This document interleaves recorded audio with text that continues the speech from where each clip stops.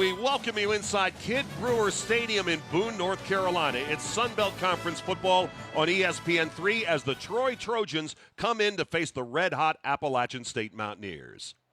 Very pleasant good afternoon, everybody. I'm Dave Weekley. Happy to be alongside former NFL and college head coach Al Groh. Al, when you talk about the Troy Trojans, they picked up their first Sun Belt Conference victory on the road last week at New Mexico State, 52-7. But moving the football against this Appalachian State defense, ranked 7th in the country in total D, is a different story. The quarterback for Troy, Brandon Silvers, came back last week, threw 5 touchdown passes in the first half. Looked pretty good. Well, this is his second year as a starter, even though he's only a redshirt freshman. He's got confidence, he's got poise, and most particularly for Troy, Dave, he's got a live arm. He can make that hash mark to far sideline throw with ease. As far as Appalachian is concerned, they've won 5 straight. They're undefeated in Sun Belt Conference play. They lead the league in scoring and total offense and have only allowed 3 sacks all season. How about some love for the offensive line? Well, that's the big difference. The offense for the Appalachian State Mountaineers runs through that offensive line, and the key guy is right in the middle, Jesse Chapman, the center, who does a terrific job on all of their power running schemes. All right, we need a break here at The Rock, but when we come back, we'll get some Sun Belt Conference football underway. Perfect weather on the last Saturday in October. The Troy Trojans and the Appalachian State Mountaineers. The kickoff is coming right up. Kidd Brewer Stadium, Boone, North Carolina, The Rock. Troy and Appalachian set to get it on. Troy has won the toss, and they have elected to receive. Neil Brown is the head coach of the Troy Trojans. Was an assistant at Troy, spent 2 years as the offensive coordinator at Texas Tech, also at UK, and now in his first season as the head coach of the Troy Trojans after so many years of Larry Blakeney running the program. Scott Satterfield on the other side played at Appalachian, and he is in his 3rd season, and he has really got this program rolling. Dave, great tradition of football here at Appalachian.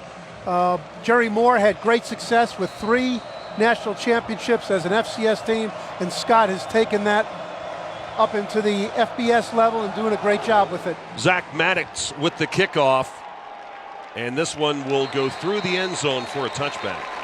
This early start has played out exactly the way Scott Satterfield would like it to go. When he wins the coin toss, he always defers. He likes to get his defense out there first and then have the ball to start the second half with the potential to have back-to-back scores end of the first half, start of the second. Troy won the toss. They elected to receive. That made the decision easy for Appalachian. Yeah, it sure was. I think this may be in the first game we've worked together this year, Al, where the winner of the toss has not deferred. That's a little unusual these days. Brandon Silvers at quarterback, and they'll go from an empty set with 5 wide on 1st and 10 from their own 25. Quick shot, pass is caught, 29-yard line, a gain of about 4, and that is it for Teddy Rubin, the senior from Scottsdale, Arizona, and he is a big play man in the kickoffs and in the wide receivers. How about our impact players, Al? Yeah, he's quick, he's fast, he's elusive. In this style of offense, the slot receiver, Teddy Rubin, is a key guy. Another quick completion out beyond the 30, and near the first down marker goes Burks. Dave, these 2 plays are really significant of the style of the Troy offense. That is, there are a lot of what are referred to as block-catch plays. There's a single receiver, the ball is caught behind the line of scrimmage, means everybody else can block downfield. It's almost an automatic completion. Okay, brings up 3rd and a makeable 3rd down for Troy. Ronald Blair, one of our other impact players today, an outstanding performer at defensive end for Appalachian. And these quick passes are meant to minimize him as a pass rusher.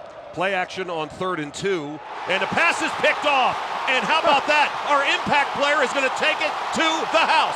Touchdown Appalachian. Hey, Dave, you look like you must have had a crystal ball over there. You're talking about Ronald Blair, and now he's in the end zone. Hey, those short passes might minimize him as a pass rusher, but they sure feature him as an interceptor. This guy's an all-around player. Play the run, rush the passer, and now score touchdowns. And that's why Scott Satterfield likes to start the game with his defense. So just like that, another touchdown created by the Appalachian defense. The 4th time they've done that this season. They came into play today, tied for 4th in the nation with 3 defensive touchdowns created. That play showed great awareness on the part of Ronald Blair, Dave, in that at 3rd and 2, a knowledgeable pass rusher knows it's going to be a short drop by the quarterback, quick throw. So rather than try to rush upfield, just play the passing lanes and get your hands up. Ronald Blair, senior player, knows what it's all about.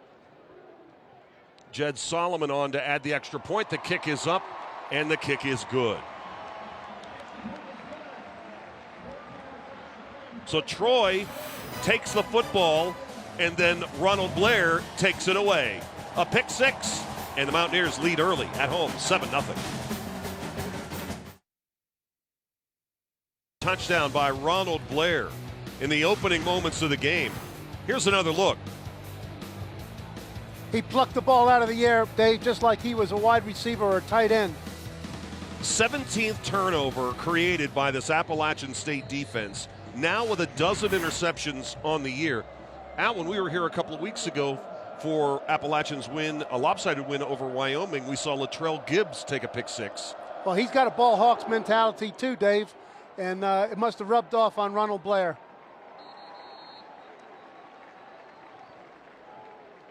Looking down there, and you see number 7, Teddy Rubin. He is a threat once he gets his hands on the ball in kickoff and punt return situations. He produces a lot of what is referred to as hidden yardage. That is, it doesn't necessarily show up on the stat sheet, but it's there and it changes field position. Now, after 3 passes in a row, there's probably a good chance that what we might see here is a zone read to the leading ball carrier, Brandon Burks. So Burks is in there as Silvers operates from the gun. 1st and 10 from their own 25. Again, a short pass and maybe a 2-yard gain, and that is going to be it for Rubin. Well, Troy persists in these block catch plays, but Appalachian's playing a 2-deep defense, a cover 2, which means the corners are playing hard on the outside receivers and makes it very difficult for the wide receivers of Troy to get them blocked. Nice move by the Appalachian State staff. Give them a gain of 1, and that's it. 2 wide receivers to each side. Burks is in the backfield. Silvers to throw again. And the pursuit by the Appalachian defense is right there. A short gain after Burks picks up maybe 2, but no more. Dave, these are 5 straight pass plays of what you might see in touch football.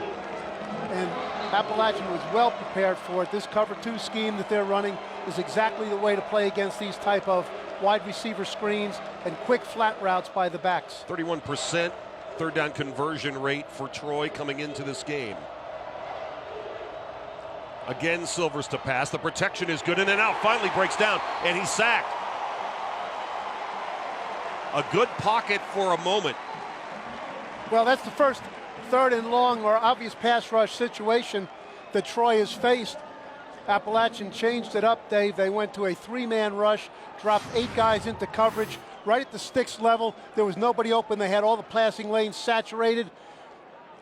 They get a real good rush off the outside by Keenan Kilchrist, who's an undersized but fast outside linebacker. Yeah, and it was Caleb Fuller who got the sack. That's his first sack of the year. And for Appalachian, their 18th of the season. No fair catch. And driven down all the way back at the 25-yard line is Bobo Beathard.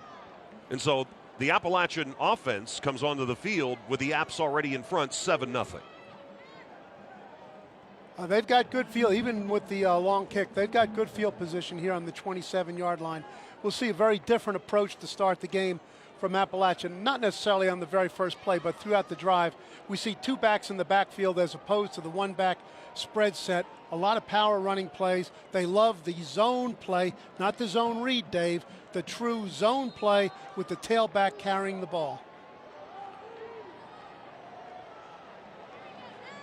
Play action for Lamb. Flag is down. Pass is caught. And dancing out of bounds after he makes the reception is Jones.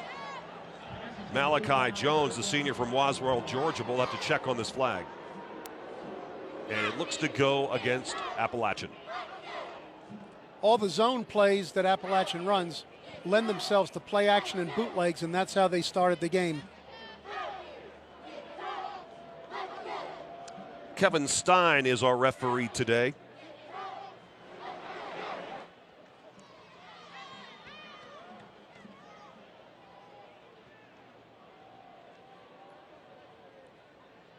And that will take the football back to the 17-yard line.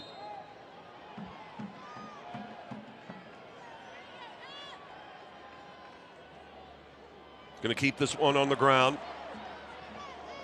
Just back up to the 20 for a gain of 3. Not a lot of running room. Marcus Cox appeared as if he had an opportunity to run through the hole, but it closed very quickly. Al, our impact players. Well, Marcus Cox is the main ball carrier for this team, and he has the luxury of running behind this very strong Appalachian line. They do one thing, Dave. They zone block both the inside zone and the stretch outside zone extremely well. Second down now and 16. Try the wide receiver screen to the wide side, and there's just no room for McElfresh, and he's brought down. Demetrius Kane, the nickelback, made the tackle. He diagnosed that wide receiver screen. He ought to be able to diagnose that, Dave, because as we've already seen with Troy on offense, he sees that play repeatedly in practice every day. No mystery to Kane. This Troy Trojans defense, we learned about an hour before kickoff today, is without defensive end Tyler Roberts, one of their best players. He is out injured. He is on the sidelines, but will not play. Third down coming. Lamb throwing on the run. Pass is caught. Knocked out of bounds at the 32-yard line. That is going to be shy of the marker. Taylor Lamb showed nice movement within the pocket, and he showed the poise of a veteran player, Dave, in that there was a real nice running lane there, but it didn't present the possibilities of a throw up the field for a first down, like staying in the pocket and finding a receiver would. Well done by him. Troy took advantage of the opportunity they had with the first down penalty to create a 3-and-out. Beathard made the catch. William Lloyd, the weak side linebacker, made the stop. He is Troy's leading tackler. Bentley Critcher, who's had a bit of a resurgence this year, in to punt the football. This is a line drive kick, and a fair catch is going to be called for at the 25-yard line. So fair catch by Rubin, and a good series for the Troy defense. Trojans have the football back when we come back to Boone. Season as the head coach of the Troy Trojans. Pretty good defensive set for Troy last time. Stopped Appalachian, and now here they come with the run to the wide side. Burks with a little momentum and is up near midfield. That's going to be a gain of about 8. Second down and 2. They went to their alternate set now, which is a 2 to 3 back set. They put the tight end, a fullback, and the back in the backfield for multiple running opportunities. Quickly throwing to the wide side, and that pass is caught at the 44-yard line of Appalachian by Johnson, and that's a first down. We saw Neil Brown on the screen a moment ago. He's a product of the Mike Leach air raid passing attack. Many of those same air raid concepts are in this Troy offense. John Johnson made the catch. He is a sophomore from Troy, Alabama.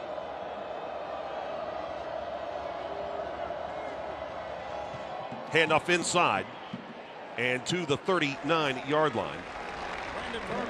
Well, Troy has made the adjustment, Dave, in their offensive approach. Okay, that is when they saw a 2-deep zone coverage against their wide receiver set.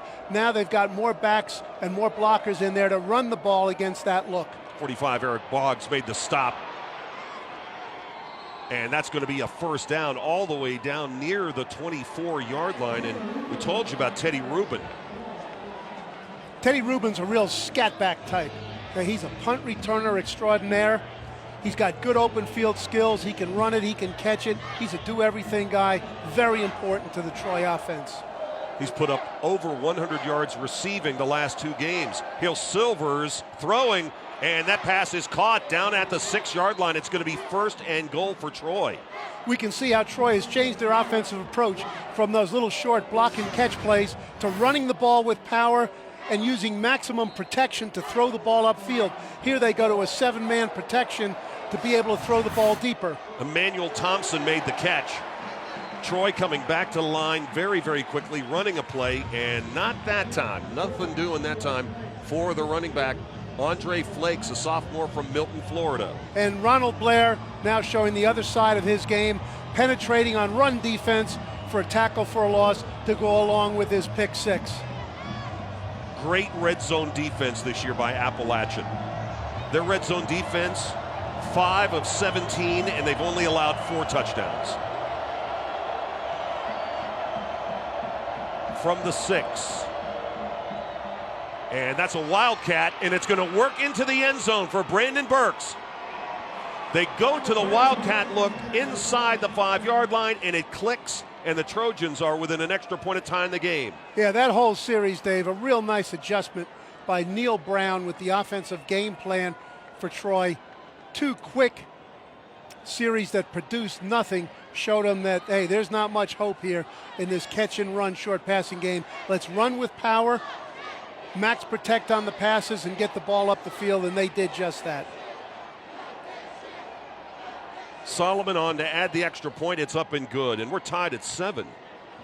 That's quick thinking on the sideline by Coach Brown and his offensive staff. Here's Burks on the wildcat carry for the touchdown for Troy. Up at 7 apiece. Moments ago for Troy, Brandon Burks out of the wildcat formation goes 6 yards for the tying touchdown. It capped a 7-play, 75-yard drive that took 2 minutes and 11 seconds off the clock. So a little confidence builder for the Troy Trojans, who are set to kick off to Appalachian. Solomon puts the right foot into it and sends this one into the end zone for a touchback. Dave, the Mountaineers never really got a chance to get into their offense as they wanted to because of that first down penalty. Appalachian State will script the early part of the game so the plays are already predetermined. That means they can call them in a hurry. That ties in with one of the main aims of the Appalachian State offense is to constantly make the defense uncomfortable.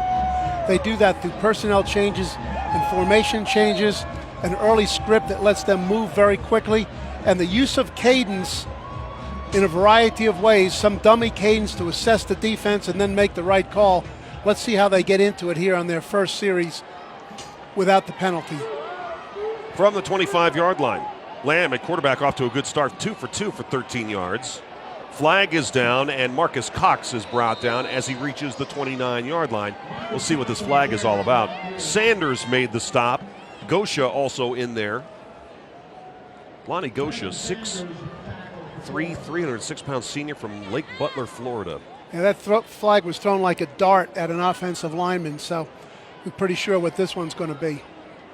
Personal foul, chop block, offense, number 75 and number 60. It's going to be a chop block called on the left guard, Parker Collins. Well, the chop block occurs when an offensive lineman contacts the knees of a defensive player when he's already in contact with another blocker. Okay, that's in the zone scheme. That's a look that shows up frequently. Parker really ought to know, okay, that that's something that's going to happen and stay up high on that. Marks the football back to the 12. First down now and 22 as they operate out of the pistol with a sidecar. And there's the handoff. Jalen Moore is thrown back. We anticipated seeing a little bit more action, more touches this week for Jalen Moore. He's really come on in recent weeks. Well, they've got 3, actually 4 tailbacks they feel good about playing in the game. Marcus Cox is the main guy.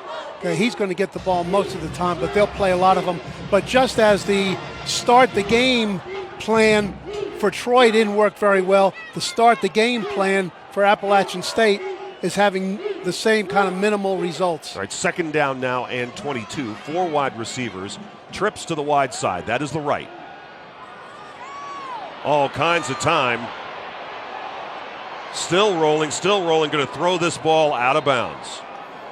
Good call by Taylor Lamb. Just throw it out of bounds and live another day. But it'll be third down and 22. Well, it'll be third and a lot of yardage because we have another flag on the ground. By the way, that safety, number 17, Jaquadrian Lewis, changed his number for this game. So that is Lewis. He's just wearing 17 today. That penalty is declined. Third down. Penalty against Appalachian is declined by Troy. Is on the left tackle, Devontae Harris, who has been coming on strong here in recent games, but 2 holding penalties in the first 5 plays. Appalachian State better wake up because it's clear that Troy has come to play.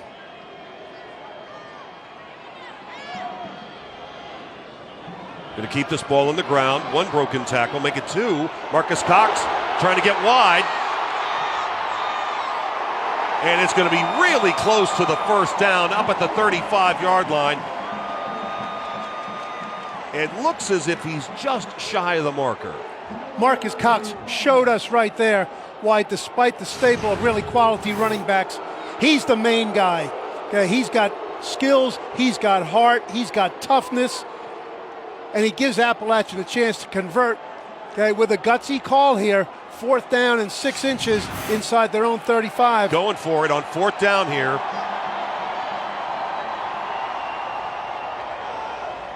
Terrence Upshaw is the tailback, number 20. He has not carried the ball yet.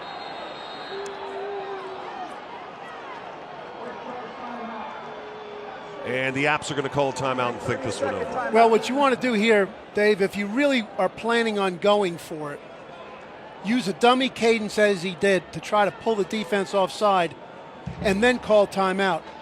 But if you don't really plan on going for it, don't waste the timeout this early in the game. Realize that, hey, our plan to draw them offsides didn't work. Take the 5-yard penalty, save your timeout for the end of the half, and kick it on 4th and 6 instead of on 4th and 1. So we'll see whether it was A or B for Coach Scott Satterfield. Well, Appalachian has been playing a lot of great football. Looking down into the Trojans' defensive huddle. Vic Koenig is back as the defensive coordinator here at Troy.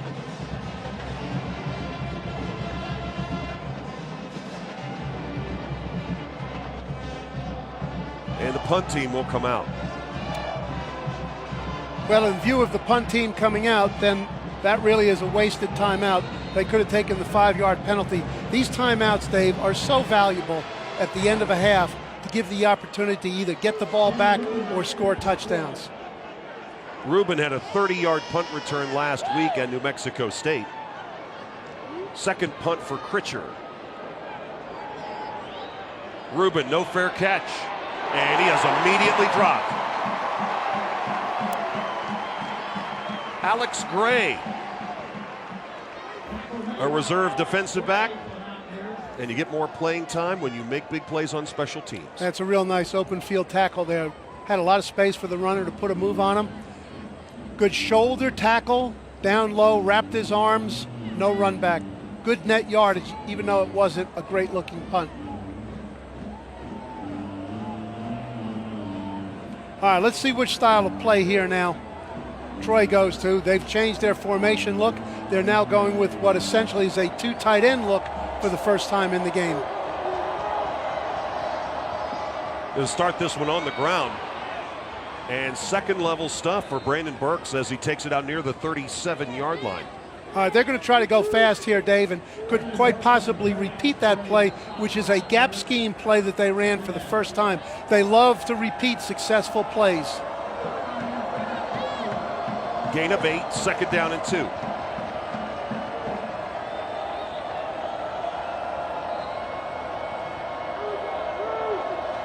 The big H, 33, is Anderson, and he's on the left side of the line. Pass to the wide side, caught into Appalachian territory at the 49-yard line, and the reception is made by Jarvis Bentley. Bentley's got good size, a big target. He's 6'5", 200 pounds, a senior from Columbus, Georgia.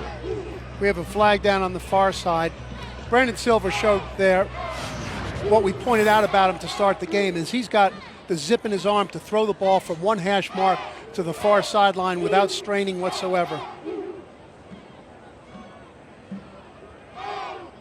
Good pass. Following the play, unsportsmanlike conduct on the Troy bench. 15 yards from the end of the run, the play results still in a first down. Boy, I tell you what, Al, as a former coach, look at Neil Brown's reaction to that. 15-yard unsportsmanlike penalty on the bench. Yeah, I'd like to know what that was all about, but can't be good. The referee's microphone is not working, Dave, so this is like sign language for us to try to figure out what the intention of some of these calls are. Hey, I have trouble with the written word, much less with sign language. So one thing that we will see here, there's a very big difference in the Appalachian front Okay, they're a true dedicated 3-4 team. They'll be in an odd front the whole game, whereas from Troy we see a 4-man over and under type of front, a shaded defense. This is the only time of the year that most of these Sun Belt teams, including Troy, goes against a 3-4 front, which gives an advantage to the Appalachian defense. So after the mark-off, it's 1st and 10 for Troy at their own 36. And here comes Burks. And Burks, the play was designed to go to the right, but he saw running room to the left. And like every good back, he took what the defense was allowing him to take, and he got it down to the 40-yard line for a 4-yard gain. Now that was the zone stretch play in which if the runner does not see the crease he's looking for on the outside, he plants his foot and comes back up inside to minimize any potential loss and to maximize whatever yardage is there. Troy's back in that blocking fullback formation that was so successful. 2nd down and 6.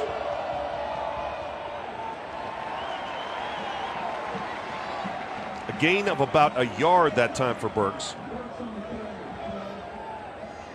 You know, that long touchdown drive that tied the game for Troy, that was really the exception rather than the rule. This is a team that's only rushing for 120 yards a game and only had 3 rushing touchdowns coming into play today. 3rd down and a long 5. 2 receivers to each side for Brandon Silvers.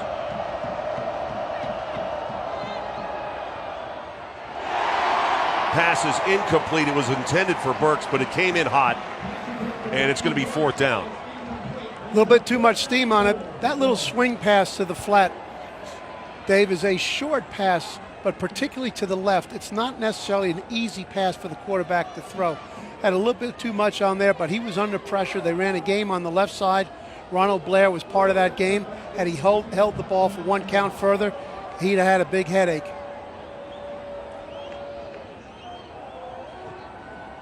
Punt is away. Beathard, late fair catch signal, but he makes one at the 10-yard line. So the Appalachian State Mountaineers have the football back at their own 10. Dave, so far this punting by Troy with Ryan Kay, if he was a golfer, both of these punts would be about 390 and straight down the middle. These have been very impressive punts, and we can see the type of field position advantage it's creating for the Troy defense. A lot of long field that the Mountaineers are looking at. They're looking at that long field now out of an unbalanced formation. Another one of those make the defense uncomfortable ploys that they use. Huge hole for Jalen Moore, and he takes it out beyond the 20-yard line. No, check that. That's Marcus Cox. Cox takes it out beyond the 20-yard line for a 14-yard gain for number 14. Dave, here's this zone stretch play, outside zone play that we talked about. It's similar to the play that the Colts ran when Peyton Manning was the quarterback and Tom Moore was the offensive coordinator, and that the Broncos ran with Mike Shanahan. It's well copied by Appalachian. Lamb on play action to the wide side. Perfect throw. Over the shoulder catch is made out there by Beathard, who's off to a very quick start in this game. Boy, there's another long hash mark to the far sideline throw. That one even further out there on the deep corner route. Beathard came off the line untouched, faked into the post with a little nod, and broke it out on the corner route. Ball's terrifically thrown. Back-to-back plays have gained 40 yards. Nose of the football now at midfield for Appalachian. Cox.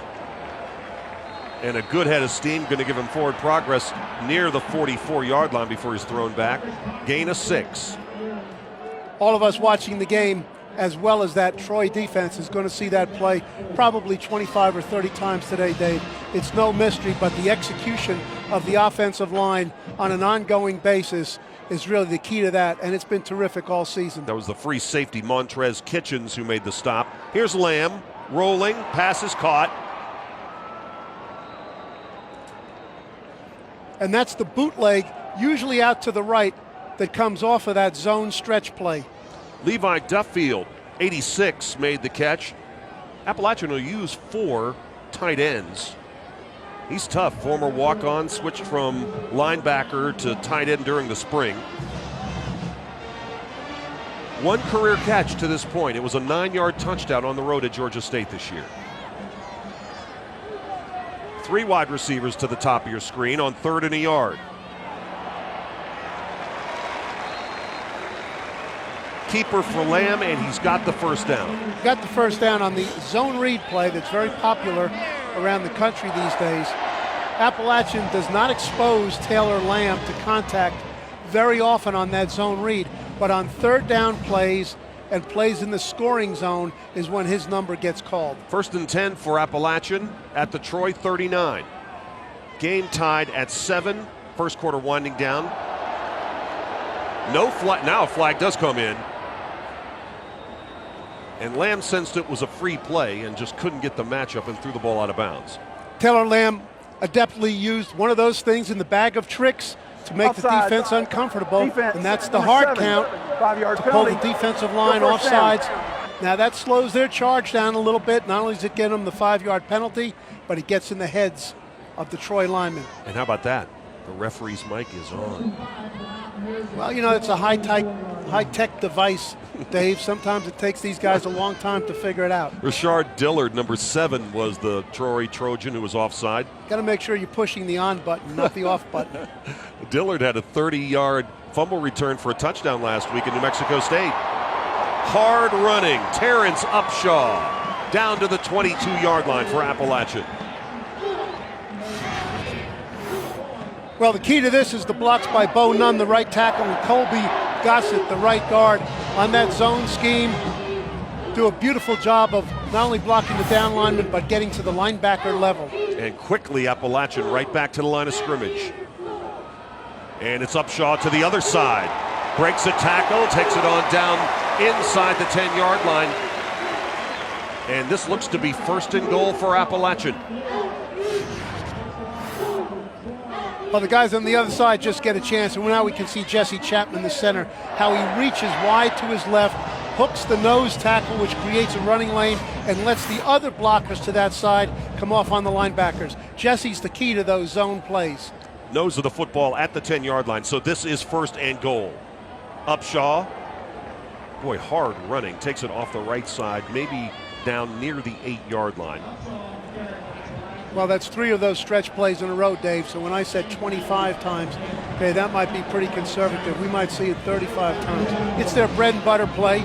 It's been a good play for a lot of teams. I mentioned the Broncos currently in the past, and the Colts in the past had great success with it, went to Super Bowls with it, and it's been well copied and perfected by the Mountaineers on their level. 2nd down and goal. Lamb looks to throw. Corner of the end zone. Too easy. Touchdown, Appalachian. Sims McElfresh. Well, that's their favorite low red zone play. It's a little bit of a effectively run what is called a rub play. Rub play stays on the positive side of pick play. The outside receiver comes from outside in as if he's going to get a slant pass, but his main function is really to create traffic for the inside receiver who circles around behind him and was wide open. Zach Maddox. Kick is up, and the kick is good. He's now 37 of 37 on the season. We'll step aside momentarily. 5 ticks remain in the opening quarter. Appalachian back in front.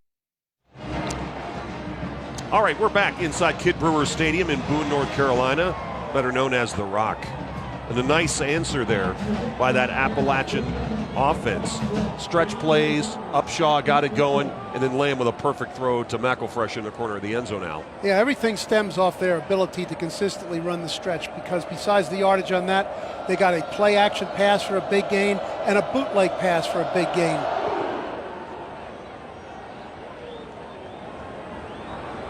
This one is going to be returned from the goal line. And out to the 14-yard line, but that is it for DeAndre Douglas, true freshman from Madison, Alabama. Yeah, terrific placement with the kick right into the right corner. Okay, that stuffed the receiver in there without any running lanes, and the coverage was well set up for it. 1 quarter in the books. Let's head to the second at The Rock. Appalachian in front of Troy, 14-7. It is family weekend here at Appalachian. And Al, I'm seeing some Halloween costumes in the band. Some scary ones over there, too. Yeah, how about that? We start the second quarter with the Troy Trojans with the football, trailing 14-7. Handoff to Brandon Burks. And Burks goes across the 15-yard line up near the 17, and he is holding, looks like he's holding his foot, his right foot. Whatever he's holding, Dave, it's making him very uncomfortable. That's not a good sign. He's clearly their most productive back. He's averaging 5.6 yards a carry. That was a gap scheme run. That is a down block, pull blockers from the other side of the line to maximize the blockers at the point of attack. It's a departure from their core zone schemes. Well, he pops right up. Has a little hitch in his giddy up as he heads off to the sidelines, but it looks like we might see him back in there.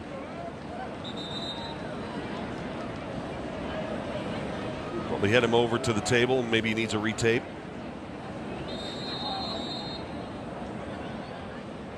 Gain of 3. It'll be 2nd down and 7. See if we can pick it up. Oh, right there. It looked like he turned his ankle when he tried to cut.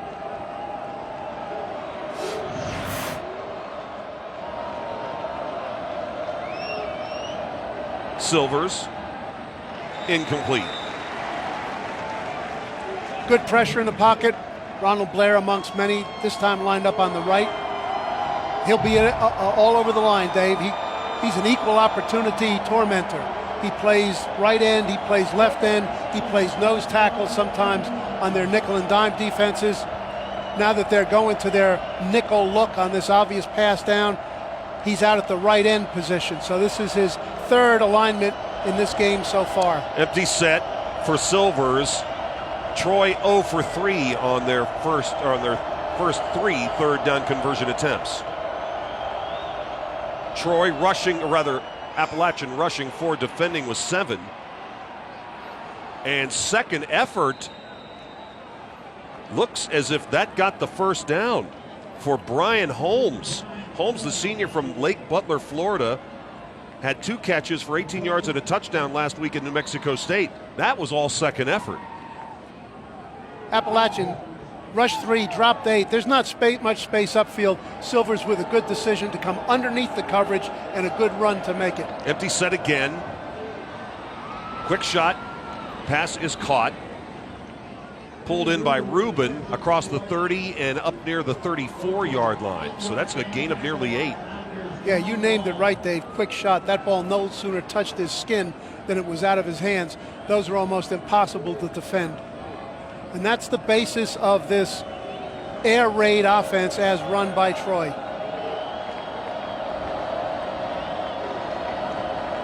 Second down and 2. Here's Rubin. And he's got the first down up at the 38-yard line. And with Burks on the sidelines, at least for the moment, Andre Flakes is in there at the tailback spot. A 5'8", 185-pound sophomore from Milton, Florida. Yeah, about a 25-pound difference here, so we're probably going to see more scat-back type of plays than power running. Trips to the top on first down. They swing it that way for a wide receiver screen. And Rubin takes it beyond the 45, up near the 48-yard line. So that's a gain of 9. Rubin shows his open field elusiveness, his ability to scratch out yardage on that play. That's a very positive play on first down, and that's the 6th wide receiver screen or block catch play here early in the game. Troy right now came into this game heavy underdogs. 2nd down and a yard. And there's the handoff to Flakes. And he takes it across the midfield logo down near the Appalachian 45. On a made first down, Troy loves to go fast, and that's what we're going to get here. They're going to go as fast as they can go. Ooh, a big hit. But down to the 40-yard line, the wide receiver holds on to that football. Yeah. Edenfeld. A big hit and a real positive first down play. 1st and 5 in what's approaching 4-down territory means that the cards are all in the Troy hands right now. Edenfeld only has 3 catches on the year, but he's had a catch in each of the last 2 games. We've got a defender down for Appalachian. That is Devon Stringer, the outside linebacker. Well, he's a very important player to their defense. Dave, he's called an outside linebacker, but at 5'11", 195, he's actually smaller than both of those safeties because the 3-4 defense that Troy runs, that Appalachian State runs, is actually a nickel scheme as far as personnel is concerned. Okay, because of all the 3 and 4 wide receiver formations that are current these days, and about the only formations that Troy will run, that strong side outside linebacker is a safety type of player, which in reality is what Stringer is. Yeah, Devin Stringer was at the bottom of that. Edenfield seems like he's been at Troy forever. His dad is the offensive coordinator. Second down and a short 6.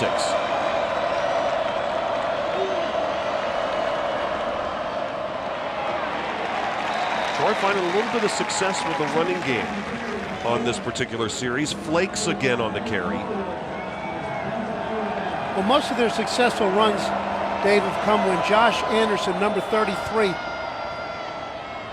a 253-pound bruiser, is in there as a lead blocker. Flakes picks up the first down. A third down conversion for Troy. They move the chains. 1st and 10 for the Trojans at the Appalachian 33. And Anderson stays in there, okay, this time set as a wingback.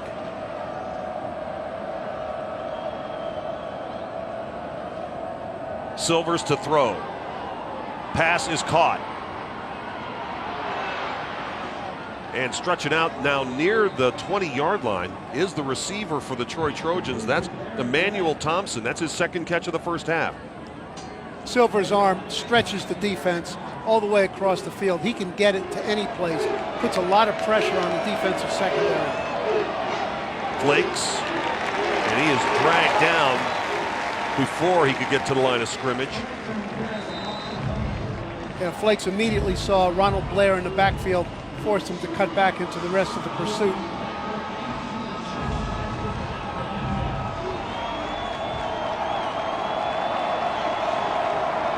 Loss of a yard, 2nd and 11. Pass is caught. Out of bounds at the 9-yard line. Reception is made by Bentley.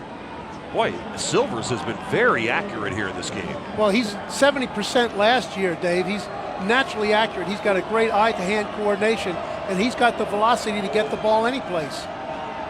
Flakes twists his way down to the 5-yard line on 1st and goal.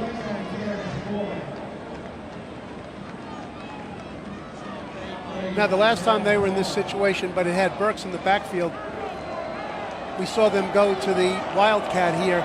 With 2 blockers, I would look for a power running game. 16 of 18 with 11 touchdowns in the red zone. Silvers. And it would have been a circus catch. Bentley had one hand on it, couldn't pull it in. Well, he had isolation coverage out there, but they really moved the ball down the field, running the ball with power. Okay, 2nd down and 5 just shows that there's not a true overall commitment to running the ball.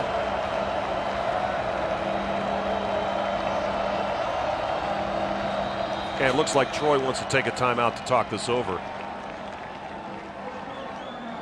And that is the case. So the Trojans burned their first time out of the half here. The fast tempo of the Troy offense really caused some problems for Appalachian State, and this timeout will help them regroup a little bit.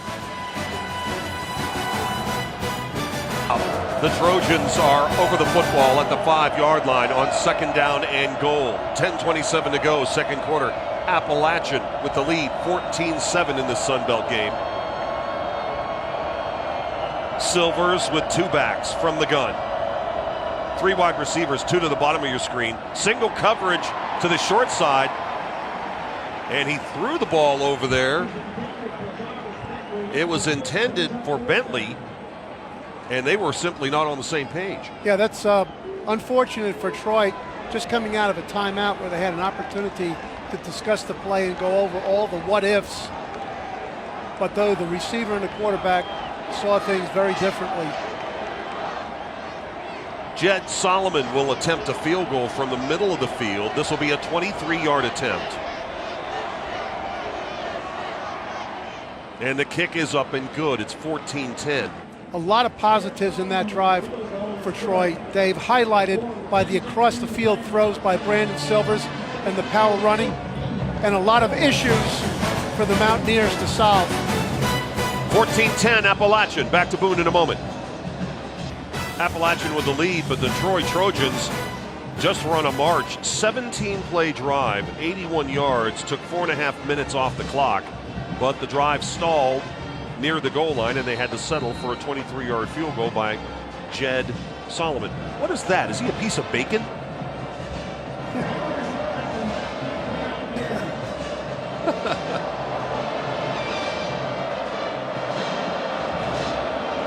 Right now, Dave, Troy's costume for Halloween, they're dressed up like an upset. Yeah, they are. They're playing well. Kickoff. This one will come out 3 yards deep in the end zone. And it was a good decision. All the way out near the 29-yard line. And he was able to make that decision, Dave, because although the ball was relatively deep in the end zone, it was a low kick, which means that the cover team did not have very much time to get very far down the field. He had plenty of time to get up the field and had good blocking in front of him. Terrace Lewis made the tackle. Now let's see what Troy's answer is to this zone scheme offense that really kind of creased them during the last series for Appalachian State. Ferguson with a nice kickoff return.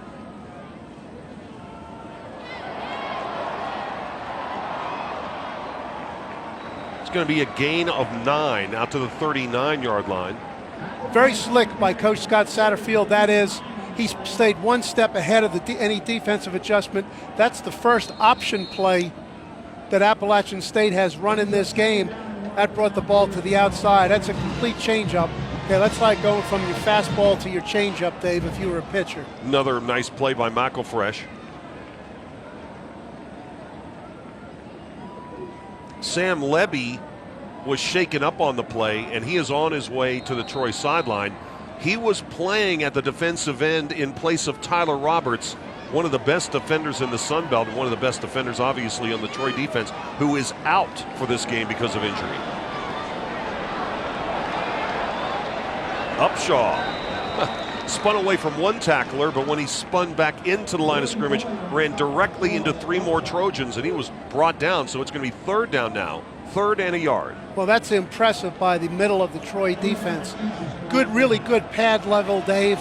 Okay, they got their pads down. They got underneath each one of the blockers coming straight off on them on one of the few direct runs that we've seen.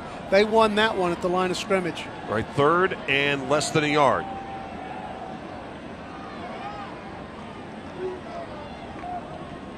Barrett Burns, the tight end, moves to the right of the formation. Handoff to Upshaw. He's got plenty of room. He's got the 1st down and more out to the Troy Trojan 25-yard line before Josh Marshall brought him down. Well, there's their stretch play. Look, if it's good on 1st and 10, if it's good on 2nd and 5, it's real good on 3rd and short. You can run that one anyway, anytime, as well as Appalachian State runs it. Jones is at the bottom of your screen now as they continue to operate with a tight end as a sidecar. Going to run to the left this time, and not nearly as much running room for Upshaw. Let's check that. That's Cox. He's back in there. But as they approach 4-down territory, that 2nd down and 2.5 is different inside the 45-yard line than it is on the other side of the 50. There's Kane, 21. Demetrius Kane. He plays the spear linebacker position.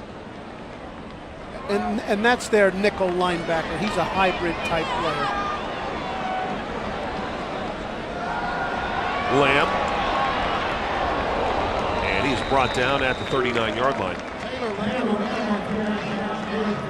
Textbook tackle by Montrez Kitchens.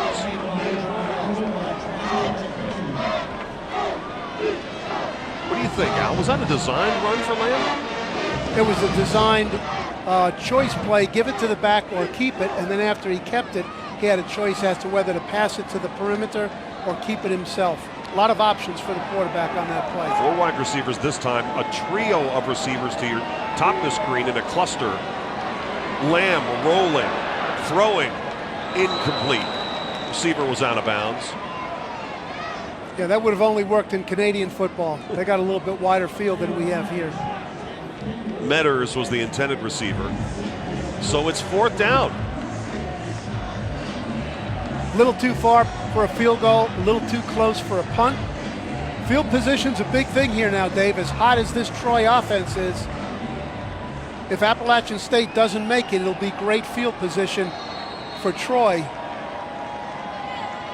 Troy recognizes the importance of this play in the context of which we just spoke. They called timeout to get their defense well prepped. Appalachian on the season, 10 of 17 on 4th down conversion attempts. And both coaches will talk this one over.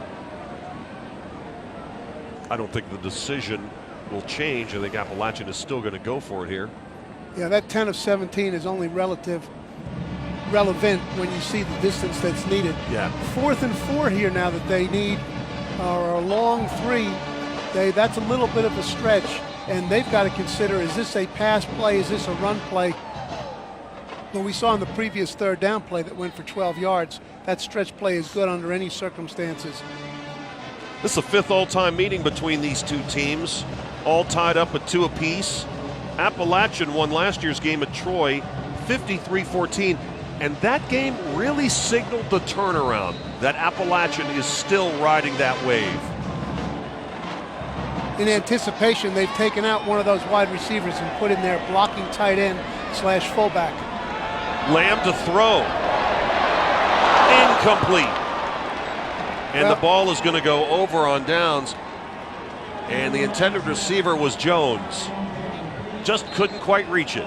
So the Troy defense holds. 7:06 to go till halftime. Appalachian leads the Trojans 14-10. Seemed very happy. She must be an Appalachian fan. They're used to rolling by this point. It's 14-10 Appalachian, leading Troy. 7:06 to go until halftime. Brandon Silver's the quarterback for the Trojans right now. 14 of 19, 109 yards and an interception.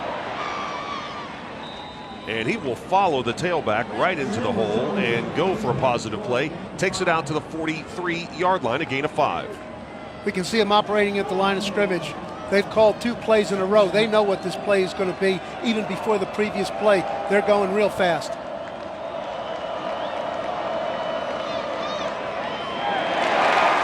And the Appalachian State defense was not fooled at all.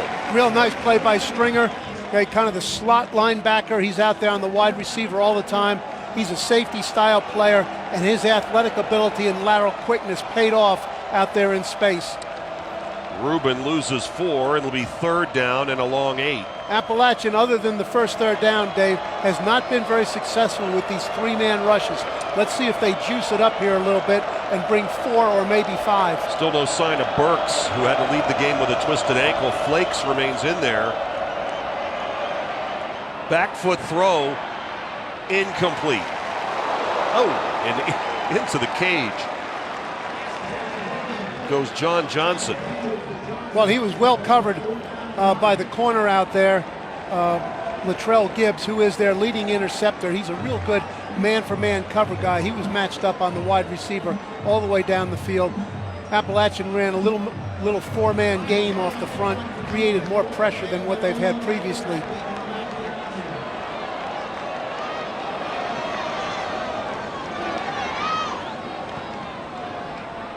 High, relatively short punt, and a fair catch is called for by Beathard at the 22-yard line.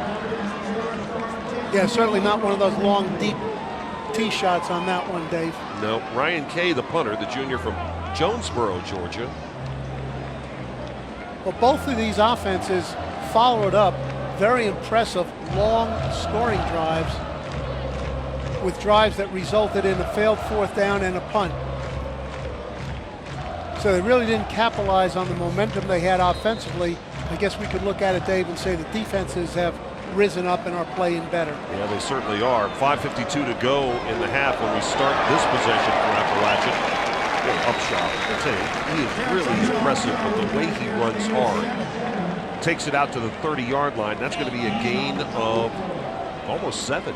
What you say, Dave, is very true, but it's easy to run hard when you can get that build up that head of steam because the holes are so big.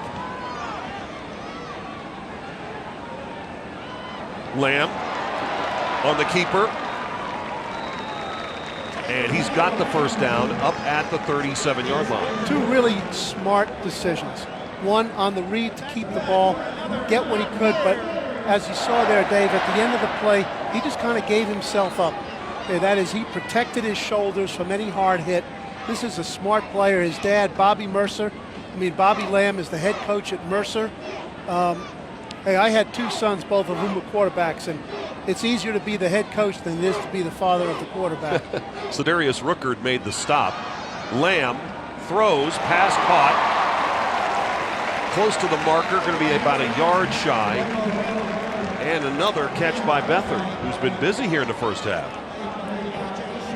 Bob, Dave, the engine that drives this train is the offensive line.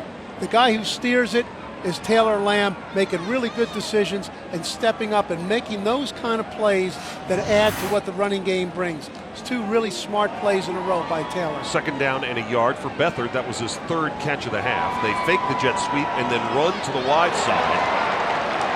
And that's Upshaw breaking tackles and easily gets the first down and a lot more, all the way down to the Trojan 45. When you're as committed to the running game as Appalachian State is, you just keep calling them. Call the ones that your players run the best. They get into a rhythm. They wear down the defense. Hey, not everyone works. You just keep calling them, and we're seeing that begin to mount up now for Appalachian State. Well, it looks like the hot dog over there liked it. First and 10. Nose of the football just outside the Troy 45. Play action. Lamb. And he didn't hesitate. Takes it down to the 36-yard line. That's a gain of 9. After he faked the handoff to Upshaw, he spun, did a 360 spin, saw a lot of room to run, and he didn't hesitate. 9-yard gainer. All those stretch plays set up plan B off the stretch. Plan A, run the stretch. Plan B, run the bootleg, let the quarterback turn it into a run or pass option. Play action, Lamb rolling wide side this time. Throwing back across his body, and he finds a receiver at the 19-yard line, and there is the catch made, and that's going to be a first down. Nice play. The reception made by Metters. Well, the linebackers bit on the inside run so hard that when he came out on the edge on the bootleg, there was nobody in the intermediate level coverage. Even though under heavy pressure, he could get it out to Metters coming across. Inside of 3 minutes to go until halftime. Lamb rolling. And hit as he throws and just throws it out of bounds. Showed just enough elusiveness to get away from the pressure sufficiently so that he could throw the ball out of bounds. Some very positive plays on this drive, Dave, yardage-wise for Taylor Lamb, but also some very smart decisions that has either created yardage or saved losses, as that one was. This is an unbalanced formation now. Out to the left, two wide receivers, but still a tight end. Really, it's a tackle over for power running. And the handoff goes to Jalen Moore. So, Dave, on the backside, on the right of the formation, all they had was a guard and the tight end. On the left side, they had a guard and two tackles, plus two wide receivers. So they had a passing threat to the left and a power blocking threat. A lot of substitutions for both sides. And lots of late substitutions for the Trojans. Marshall made the stop on that last play, third and 7. Trojans want to match the four wide receivers with their dime defense. Big play for both teams here. Lamb. And he is going to be brought down shy of the marker at the 12-yard line. So it's going to be third down and a short 3. 14-10. Turning clock inside of a minute 40 to go now here in the half. Field goal team not out there yet. And they're going to send Barrett Burns, the tight end, on there. So they're going to go for it. Yeah, another interesting fourth down decision by Appalachian State.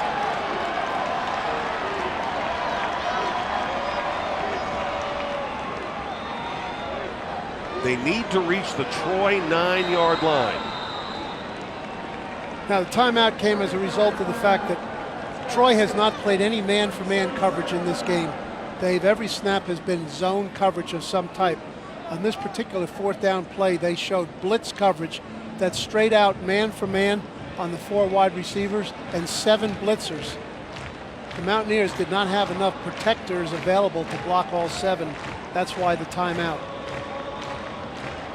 So now they can decide either what's the best play to run against a 7-man blitz man-for-man, or just the heck with it, and let's take the 3 points. Batman's here.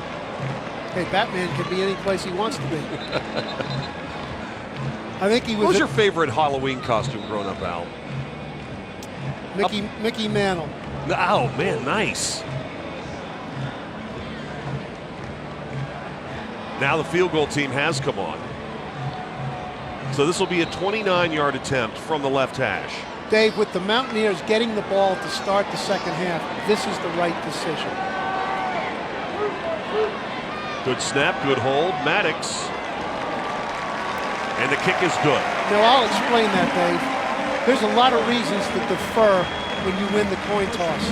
Okay, what I used to like to do, the main reason to defer was, now I have a 50-50 chance, okay, or starting out, I have a 50-50 chance to have the ball at the end of the half, and a 100% chance to have the ball to start the second half. So if we can score at the end of the first half, we get the ball to start the second half, we get a chance to put 2 scores back to back.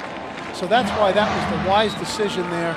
You get the ball to start the second half, you get a chance to string 10 points together. Well, I thought that was interesting in our conference call with the coaches earlier this week. You were having this same conversation with Scott Satterfield, the head coach at Appalachian, about this particular subject, and you related Bill Belichick to the conversation. Well, the Patriots, I'm not sure that all their opponents recognize that, but that's part of their plan, and I'm familiar with that in that I coached with Bill 4 or 5 times, and we were both, most of the time, except my time in Cleveland when he was the head coach, we were assistant coaches, but we sit around and talk about, hey, if we're ever the head coach again, when we get in these end-of-the-half situations, this is a good approach to have. So I know it's a planned approach on the part of the Patriots. Kickoff. And I tried to convey that, pass that on to Scott as something that he might be able to use to his advantage. Maddox with a nice kick. Touchback. So this one will come out to the 25-yard line. Al, what do you think of Troy's strategy here? You're only down a touchdown. You're heavy underdogs here. Well, Troy's a passing team, so this falls right into their wheelhouse of what they're comfortable with. The thing they'll have to deal with is they only have 1 timeout. That dictates the type of passes that they can throw. 69 seconds left. Troy with 1 timeout. And this is good news for Troy. Brandon Burks is back in there at the tailback spot, 32. And he's going to get the ball. So Burks goes off the left side for maybe 3 yards. It'll be 2nd down and 7. Burks lost his helmet. He has to come out of the game. That first play would be an indication that they plan to play this conservatively. Let's see if they follow up with it. If you run that type of play on the first down play, it doesn't make much sense to suddenly start airing it out, but we'll see. Capital One halftime report is coming up. Now Appalachian can take their timeout. Ronald Blair wrestles Andre Flakes to the ground, and it's 3rd down and 9.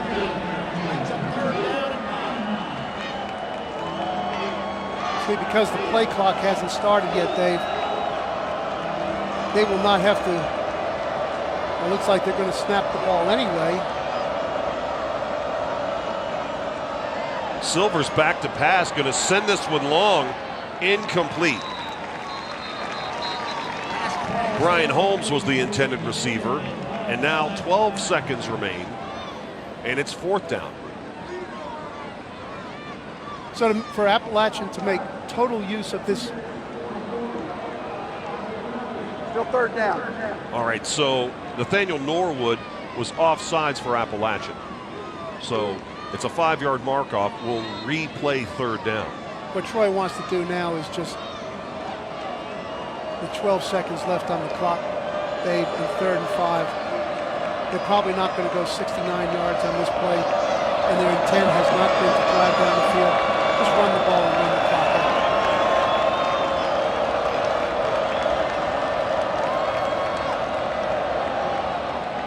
Flakes with one of his better runs. He's got the first down up at the 37-yard line.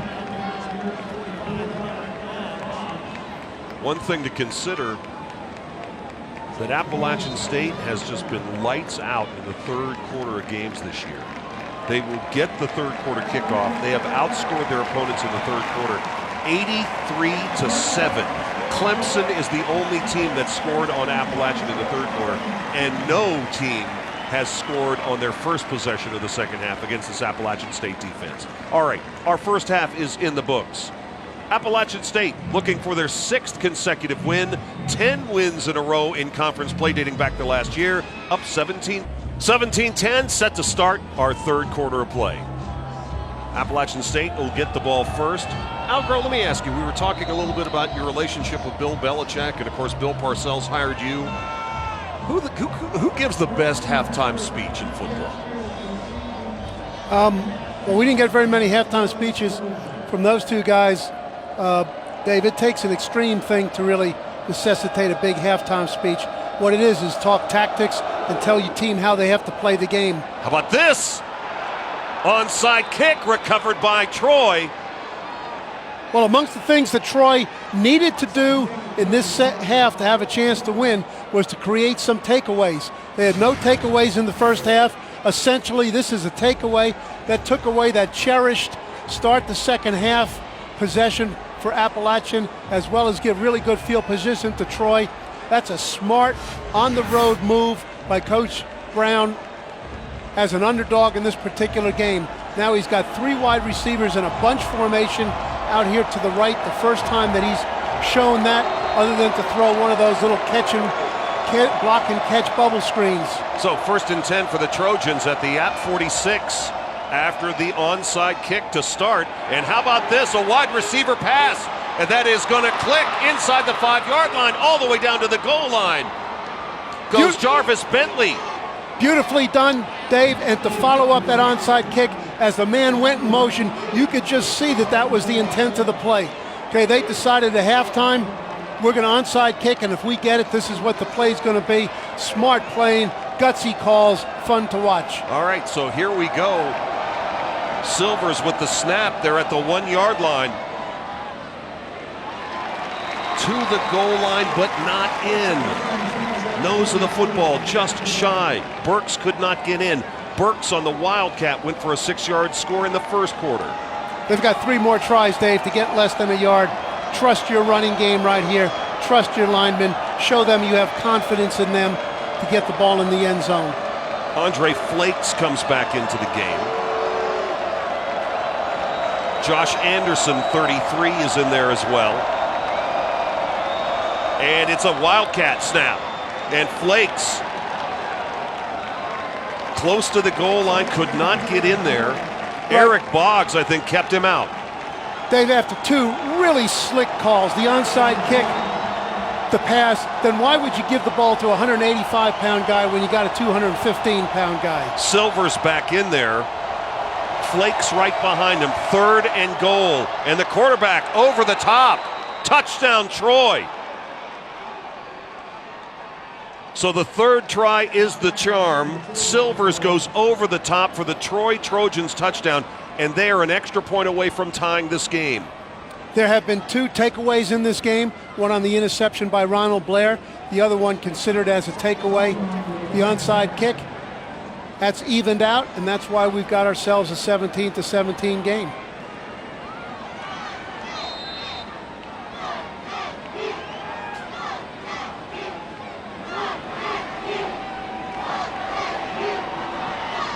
Solomon's kick is up and good, and some of the folks here in Boone are stunned. Troy becomes the first team all season to score on the second half possession against. Here in Boone, that Troy Trojan sideline has got a lot of life, and why not? They recover an onside kick to begin the third quarter. They've had successful onside kicks against Mississippi State and a couple of weekends ago at home against Idaho. Then a wide receiver pass. Edenfeld sends this one down the field to Bentley. And on 3rd and goal, the quarterback goes up over the top. Brandon Silvers, just like that, Al, we're tied at 17. Two very slick plays in a row. And just as almost more important, Dave, than the impact on this game, those are the kind of plays that for a first-time head coach, Coach Neil Brown, those are the things that get the credibility and the trust of your team. Hey, we got a coach who's pretty slick. We got a coach who's going to give us a chance to win besides what we do out on the field. So that's a big marker for Coach Neil Brown with his players, as well as the impact that it has on this game. You can see Ricky Ferguson wanted desperately to run that out of there, but he was 8 yards deep in the end zone. And I mentioned it late in the first half, but it was worth mentioning again now that we're in this position. Coming into this game today, Appalachian had outscored their opponents in the third quarter 83-7. Well, that's 83-14 now. Marcus Cox weaves his way up to the 29-yard line for a gain of 4, the second down at 6. No team had scored a touchdown on their first possession of the second half against Appalachian all year until Troy did that moments ago. In fact, the only team to score any points in the third quarter at all against this Appalachian State gang was Clemson. Marcus Cox. Dave, you know what all of that means to the Troy players and coaches? Probably not much. Right, I'm sure they talked about it all week, and it's like, hey, not us. They haven't played against us yet. Okay, maybe all those other teams let them do that. They aren't doing that against us. So clearly they had a plan to start the second half, special teams and offensively, to change that particular thing. And now they've gotten 2 third-down stops. If they can win on this third-down play, they will have all the momentum. Unfortunately, with the first third down of the second half, they couldn't properly make the substitution and therefore had to take a timeout. All right, so Troy burns a timeout here. After the timeout, it'll be 3rd down and 7 for Appalachian. Appalachian today is 2 of 6 on 3rd down conversion attempts. Dave, they've got a good completion percentage today of 7 for 11, but most of those completions have come on bootlegs and play actions. Now, those aren't really appropriate for this third down situation, but the point that I'm really making is that very few of those completions have come from their drop back game. That's one of the things that would really help the Mountaineers in the second half, if on some of the rundown plays, rather than just play action, they can go some drop back. And since Troy is mainly a zone team, drop back passes of the variety that the Mountaineers use work best against zone teams. Lamb, you mentioned 7 of 11 for 75 yards and a touchdown. His favorite receiver today has been Bobo Beathard, who has 3 catches. 3rd down and 7. Lamb rolling, and now he's just going to have to throw this out of bounds. So Appalachian goes 3 and out after Troy recovers an onside kick and scores the tying touchdown. Yeah, real nice series for the Troy defense. That was a zone coverage, but Dave, it doesn't make any difference what the coverage is. Okay, when the pass rush is that good and the quarterback is under that much duress, he can't have time to throw the ball against anything. Montrez Kitchens, the free safety, takes a seat. Bentley Critcher on for his 3rd punt of the day. Teddy Rubin is back at the 30-yard line. And this is a poor punt. Shanked into the Troy bench. Well, so far, with the good punts and the onside kick, Troy's got the advantage in special teams.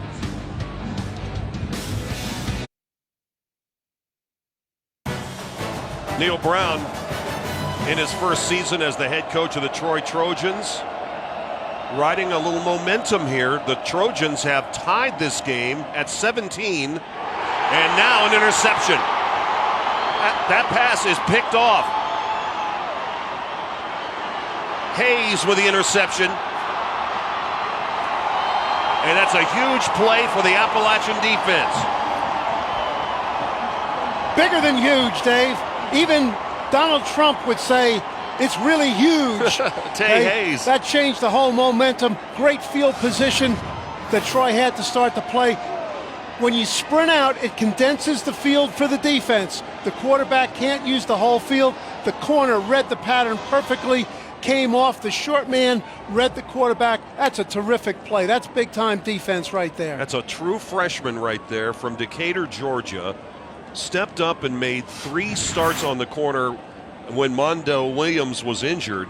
He's the only true freshman on the Appalachian State roster to make a start this year, and he makes a big, big play.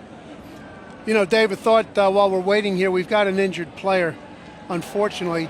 And we talked earlier about Coach Neil Brown's background with Mike Leach at Texas Tech and the air raid offense. But another thing, because I know this, okay, when I was coaching in the Gator Bowl in 2007, and Mike Leach was the head coach at Texas Tech, he started the second half with, guess what? An onside kick. Yep. Okay, exactly so. Neil Brown learned his lessons about the value of those onside kicks from Mike Leach, as well as the air raid offense. Really don't want to speculate on which player is down because we really can't see at the moment. But Silvers has now thrown 2 interceptions in this game. For the most part, though, he's been pretty accurate. But in that situation, Al, he threw that ball into a crowd. There were 3 defenders around that ball. Yes, Dave, he sprinted into the sideline. The receivers were all bunched up into the sideline. There were 2 receivers, 3 defenders. It was really going to be hard to find a place to stick that ball in. We can see that Neil Brown has come over from the far sideline. So what we do know is that it is a Troy player. All right, we're going to take a quick break, and we'll be back to Boone in just a moment. 12:04 to go, third quarter, all tied at 17.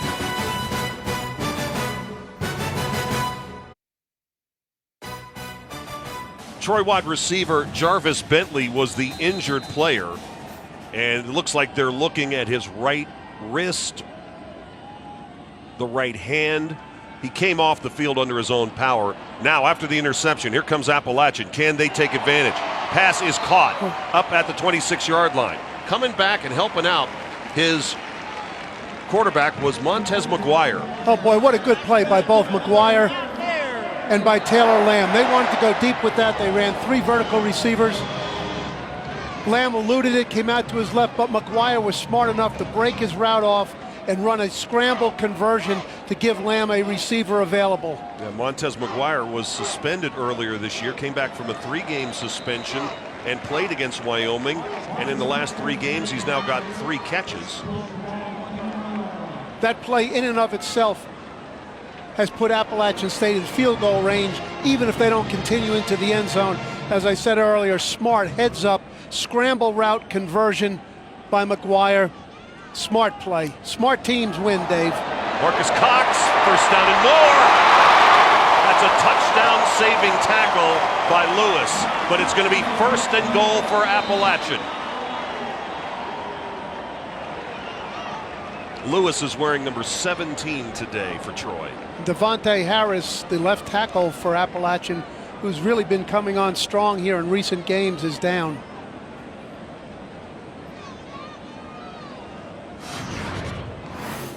Well, there's nothing tricky about this one. Okay, here's the zone play off the left side.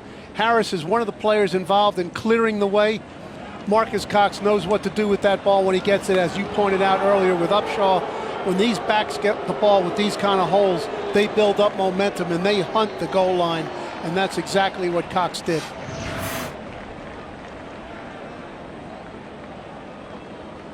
So Harris is the injured player, and now he is to his feet. 6'6", 290.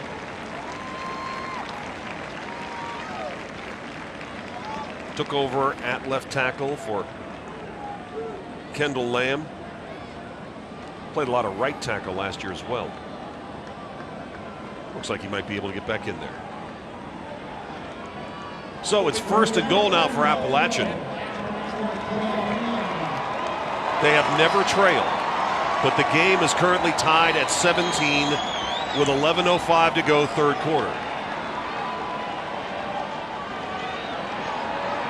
Cox, and he is down to the 1 yard line. And he knows where he is, Dave. Okay, he was running for the goal line. He put those pads down, knocked the defenders back.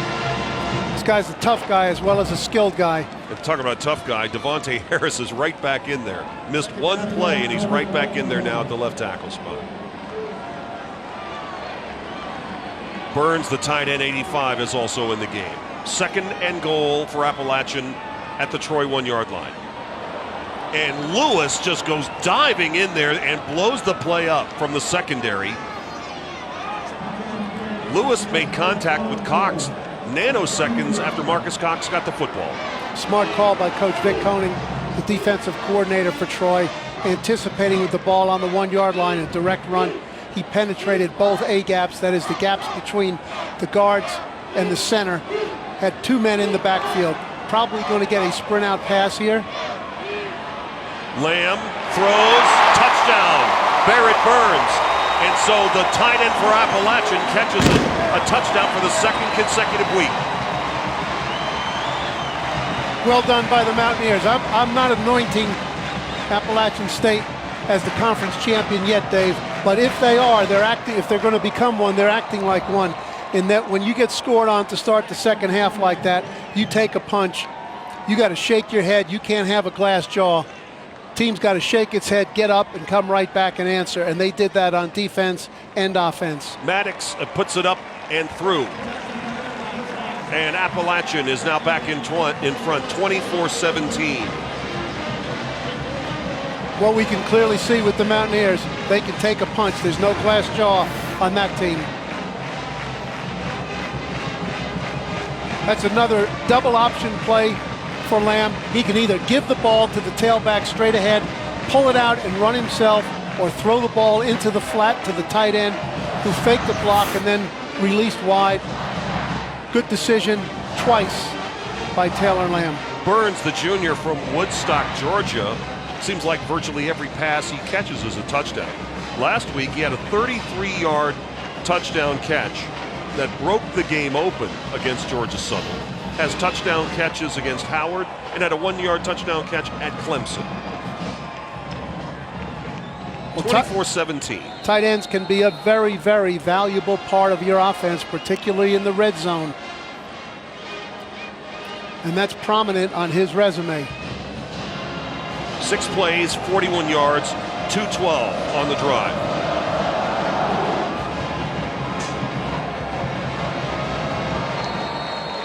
Maddox with the kick through the end zone for a touchback. And so the Trojans will start from their own 25-yard line. And now flag comes in very late.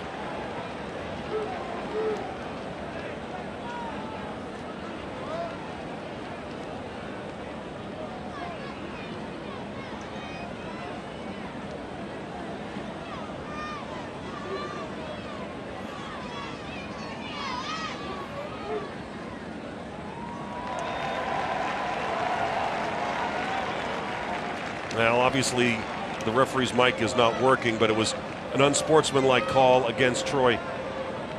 That's one of the things, Al, that just makes coaches old before their time. How do you commit penalties on touchbacks? One of the worst penalties a team can get, Dave, is on kickoff return. Okay, you're either receiving the ball to start a half, now you're in a deep hole, or even worse, the other team has just scored. They've got all the emotional momentum, and then you get a penalty that puts you deep in your territory. It's foolish. It's poor discipline. We got a little wildcat working here. Oh, it's a wildcat return.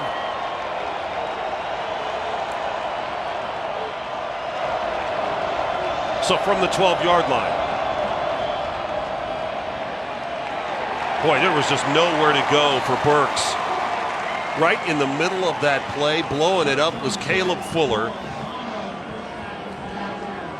Now the coaching point to the Appalachian State defense during halftime about getting after this Troy running game was simply, fellas, we got to start beating some blocks. And that's what they did on that play. Every one of the Appalachian defenders won his matchup.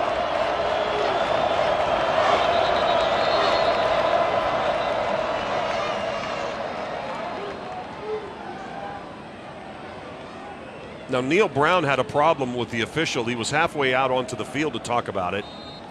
Actually, Dave, somebody was playing catch on the sideline and the ball rolled out there. He told the official, hey, we got to stop this. Silvers takes the snap. Quarterback keeper breaks away from the original contain and takes it out near the 21-yard line. So that's going to make this 3rd and short coming up. Troy is going with getting more blockers in the game, as they have been successful doing here. Anderson is back in at the lead back position. Troy is 3 of 8 on 3rd down conversions today. Rubens is in the backfield for the very first time today. There he goes, Dave. Yep. He breaks it. Silvers rolls out, throws, wide open. It's a 1st down and more all the way out to the 49-yard line. He was able to laser that pass to Teddy Rubin. Laser's a good word for it. Rubin went in motion from right to left out into the flat, what would normally be thought of as a short flat pass to make the yards. Then he turned up on a wheel route. The defender looked back for the ball. Big mistake. Left Rubens wide open. 1st and 10 for the Trojans at their own 49. Silvers again to throw. And that pass is caught down at the 15-yard line as he's able to split defenders and get that one in there to Brian Holmes. Boy, if that previous pass, Dave, was a laser, that was a super laser on Holmes, running a post cut from right to left, got inside position on the corner. Where was the safety? His eyes were in the backfield. He didn't give any middle of the field help. Silvers had been trying to get the ball to Holmes in the first half. They finally click it. Going wide is Burks, inside the 10. And he stepped out of bounds at the 7-yard line. That's twice now, besides power inside, that Burks has shown quickness and speed to outrun a defender who had leverage on him and get to the outside. Boy, Burks took a shot right on the hip. And he'll come out of the game, and Andre Flakes, who's played a lot for the Trojans, is in there at the tailback spot.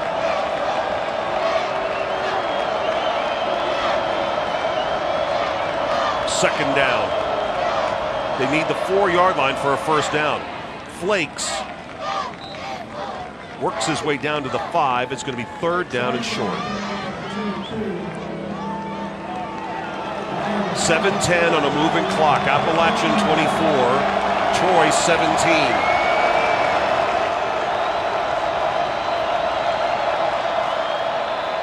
Quarterback keeper inside the 5 and into the end zone for a Trojan touchdown. Almost a replica of the play that Appalachian State ran just minutes ago to score. Both of them off the offensive left side, utilizing the multi-talents of their quarterbacks. We praised Appalachian State, Dave, for being able to take a punch and come right back. Well, the same kind of kudos go to the Troy team on that drive. Solomon to try to tie the game at 24.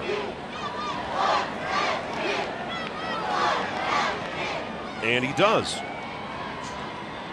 So Brandon Silvers, who had missed 7 straight quarters until he came back and threw 5 touchdown passes in the first half at New Mexico State last week, has 2 rushing touchdowns here in the 3rd quarter, and this game is tied again at 24. Dave, before the game, and looking at these players, we said that the offense for Troy runs through Brandon Silvers. He's the key guy. He's got good contributions from Burks and from Rubin, but he's the trigger man. He makes it all go. He's had a terrific game today, and he's had a terrific second half already.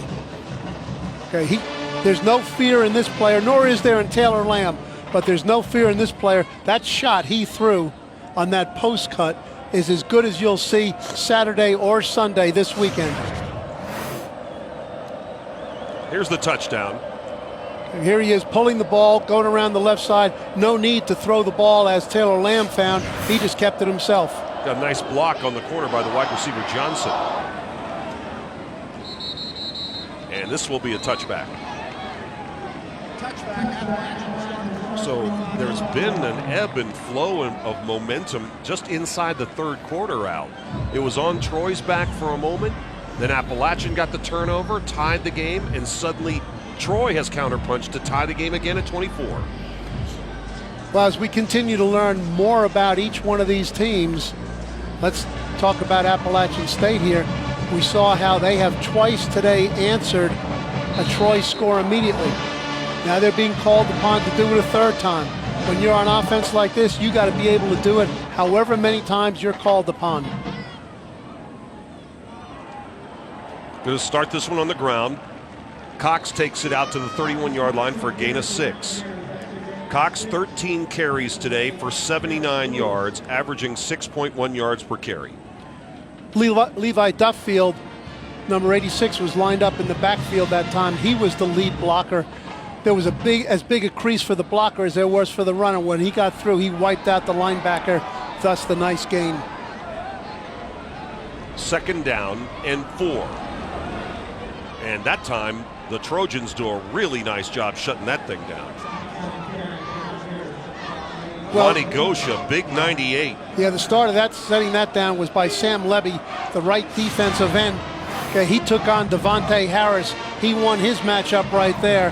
He blocked the crease, let the pursuit from the inside linebackers get there.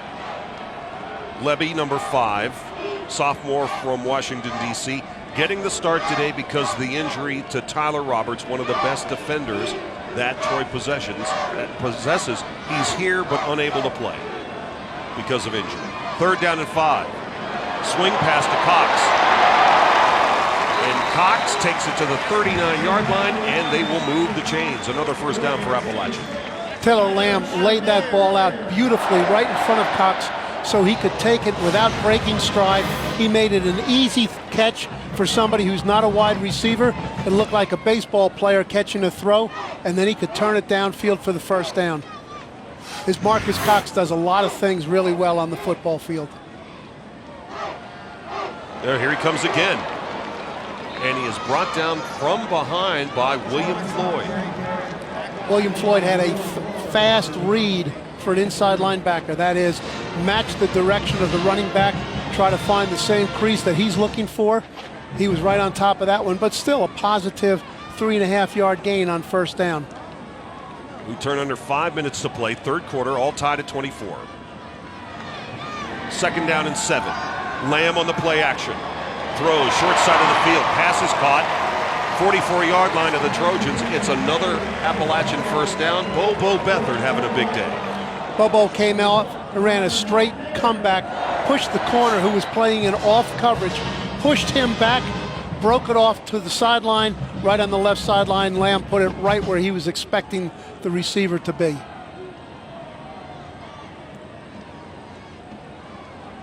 Appalachian on the march at the Troy 44. This time it's Upshaw. And he takes a hit and then turns back around the other way, needs a block. And Montez Kitchens finally brings him down. It's going to be a loss back at the 47. Yeah, that was Upshaw right? No, Upshaw left. You said he took a hit, right, Dave? He did. And then he came back and he took another hit on the other side. Good open field shoulder tackle by the Troy defense. Yeah, Seth Calloway thought he had him dead to rights, and he bounced off that. 2nd down and 13. Lamb play action. Caught, 30-yard line. Nice catch by Jones. Malachi Jones with the grab. It's a 1st down. If these two quarterbacks, Dave, were pitching in the World Series tonight, okay, both of them would be pitching a shutout. That's how accurate they have been with their passing. Okay, they're putting on a show tonight that's fun to watch for anybody who enjoys quarterback play, and who doesn't.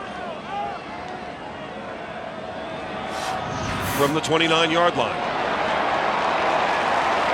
Cox goes slicing off the right side and may have another 1st down.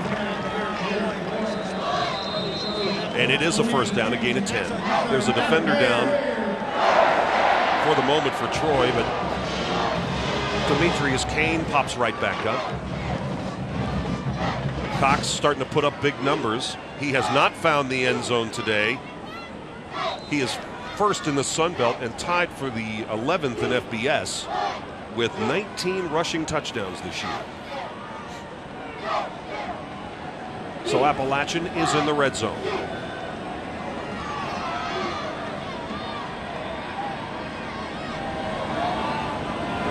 Cox. And he is brought down from behind. A flag is down, and he is down at the 14.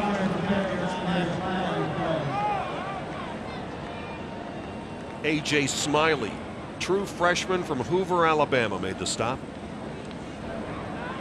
Personal foul, face mask, defense number 24. Half the distance to the goal from the end of the run, automatic, first down. Cedarius Rookard, the guilty party. Appalachian's moving the ball very well down the field. They don't need any help with free yardage on penalties like that. Mountaineers now have 2 tight ends in the game. One of the things they really like to do down here, Dave, is run their bootleg passes out to the offensive right. Cox. No bootleg needed right there. Cox to the end zone, a late flag in there. So we were just mentioning that he had not scored a rushing touchdown today. Well, this is probably going to be offensive holding on the wide receiver.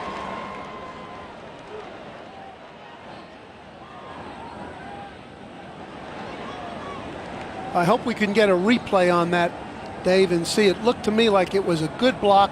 The defender turned on the blocker, and that's what made it look like holding. Holding, offense number 6. 10 yards from the end of the run, still first down. Metters.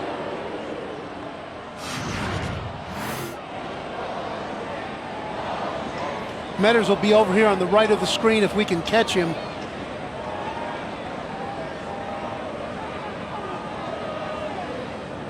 Unfortunately, we can't see the initiation of the block. But that's what I saw. He had the block, he had the defender blocked, then the defender turned on him, and the defender really is the reason that it was a hold. You know, honestly, I don't even think Cox needed that block. I think he would have scored without it. The officials got to use some judgment on a play like that. Cox. Boy, he earned it. Down to the 10-yard line, but no farther.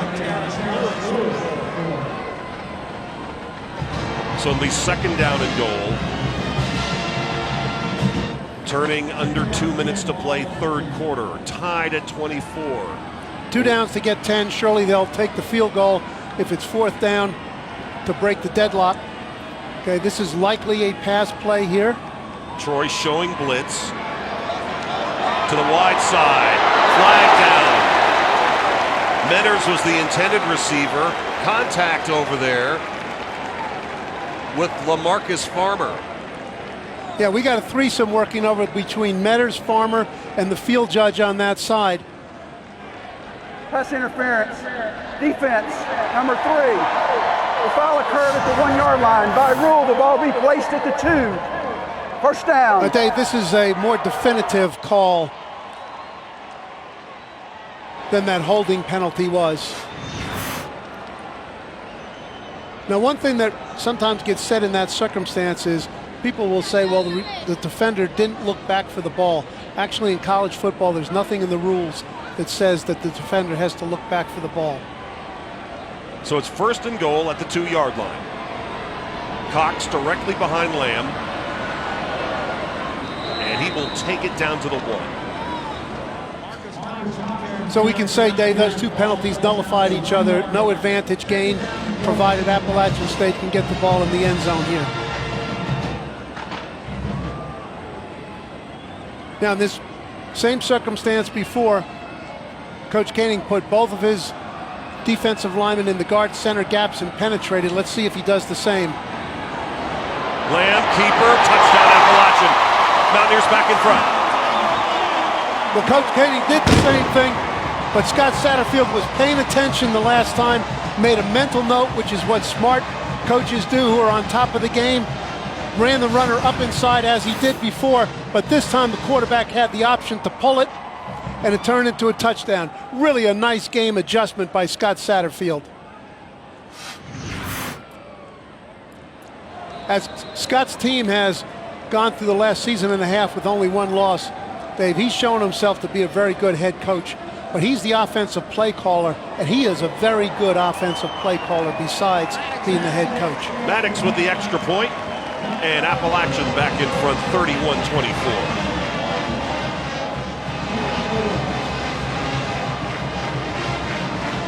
You know, a lot of these fans here at The Rock probably figured by this point they'd be on their way back to the tailgate. Well, they've had a real good football game to watch. There's plenty of time to tailgate, Dave. You know, there's only 3 hours a week to watch a live college football game, so why would you want to leave early?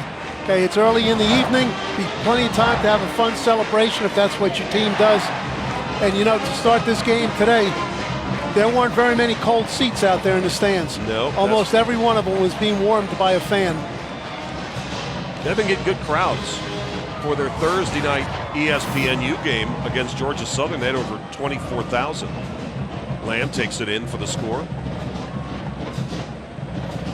And some of these lopsided games that Appalachian has been playing has allowed a lot of the first teamers to get a lot of rest. Marcus Cox, for example, has been pulled early in 5 of the first 7 games, so he should be relatively fresh. Well, I'll say that another way. Not only has it allowed the first teamers to get some rest, Dave, but it's allowed those backup players to get some valuable experience. And along the way, some of those backup players are going to have to become first team players when somebody misses a game, and that's where all those early season reps really are valuable to a team. That's really a solid point. 1:09 to go, third quarter. A quarter that began with Troy recovering an onside kick, followed by a halfback pass that led to a first and goal situation and a touchdown that tied the game at 17. And the teams have been exchanging haymakers since then. Appalachian now back in front at home, 31-24. This has been a real fun quarter, Dave, and we still got 1 minute and 9 seconds to go, and the way that it's going, that could be an action-packed 109. Here's the handoff to Andre Flakes, and Flakes is dragged down from behind by the nose tackle, Tyson Fernandez. Well, one of the things that this 3-4 defense does is it presents a center directly on a nose tackle directly on the center's head, which in this conference centers rarely see. And he came free on that play to make the tackle for a loss. Loss of a yard, 2nd and 11. And there was just nowhere to go. Stephen Burns was just waiting when Brandon Silvers tucked it and tried to run, and just like that, it's 3rd down. There was another loss on the play of a yard, 3rd and 12. These long 3rd downs when Appalachian can turn loose their pass rush has been one of the high points of their defense this season. Multiple substitutions going on for Troy. They're a little late getting organized. They have put an extra blocker in. He's in there to give them a 7-man pass protection possibility. And the quarter has come to an end. What a wild third quarter here at The Rock. And we get ready to head to the 4th with the homestanding Mountaineers of Appalachian State leading the Troy Trojans 31-24. 4th quarter coming up.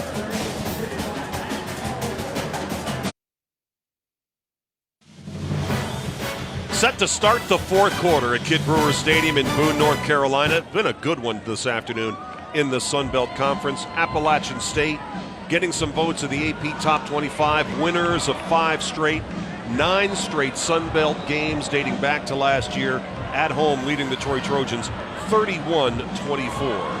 And as we begin play here in the 4th quarter, the Trojans, who trailed 17-10 at the half and are trailing by 7 once again, face 3rd down and 12. This crowd is coming up like a home crowd should on 3rd down, provide that noise element. Appalachian's going to rush 3, play zone defense. Good protection, incomplete.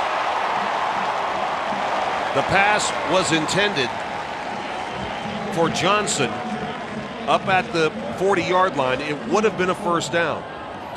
They just ran out of room over here on the sideline. The quarterback really wasn't under duress, had plenty of time to hold the ball. but all the time that he was holding the ball, the receiver was getting closer to the sideline.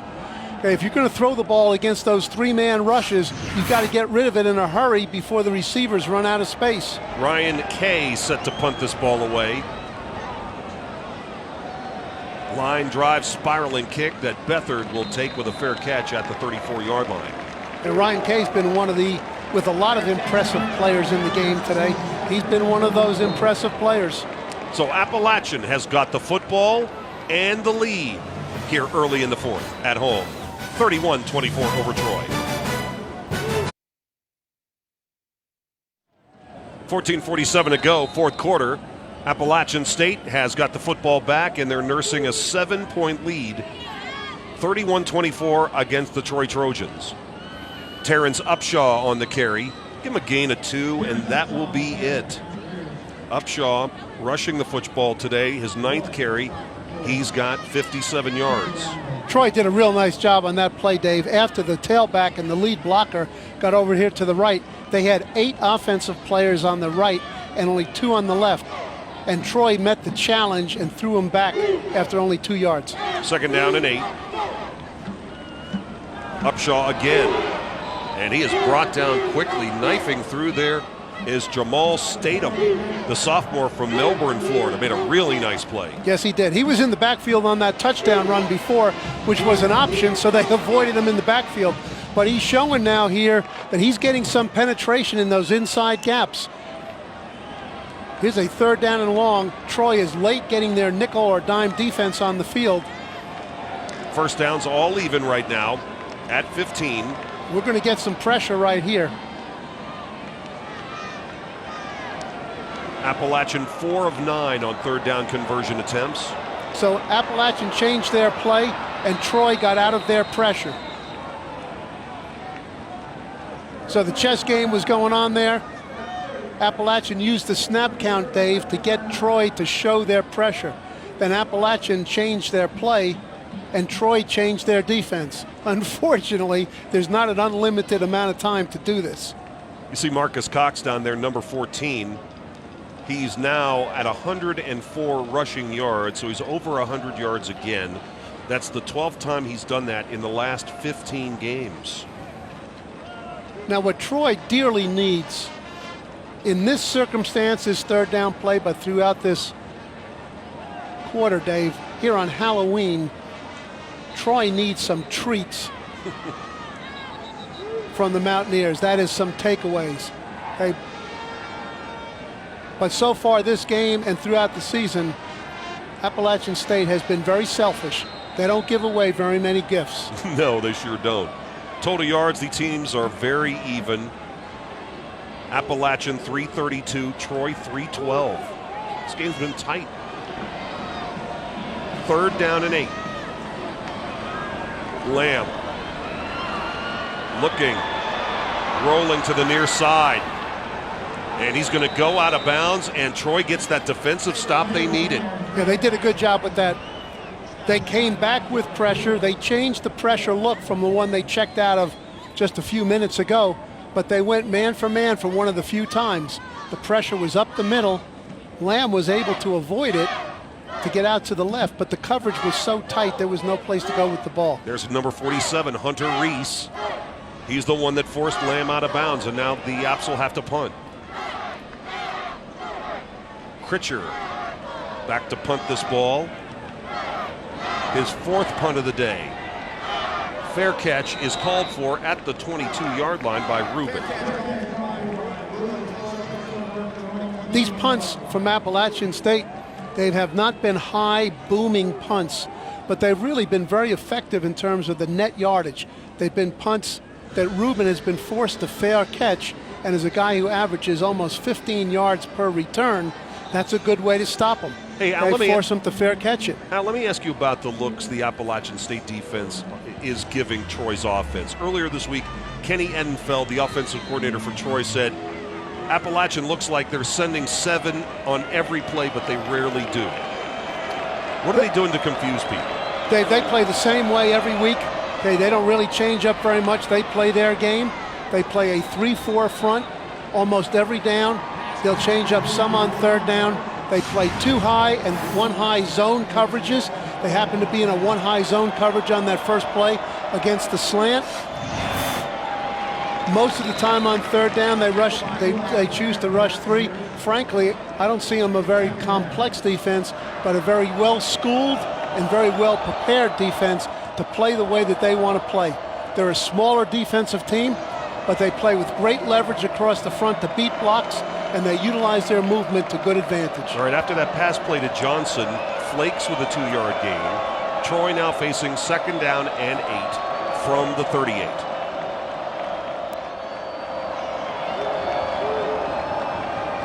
Silvers to throw.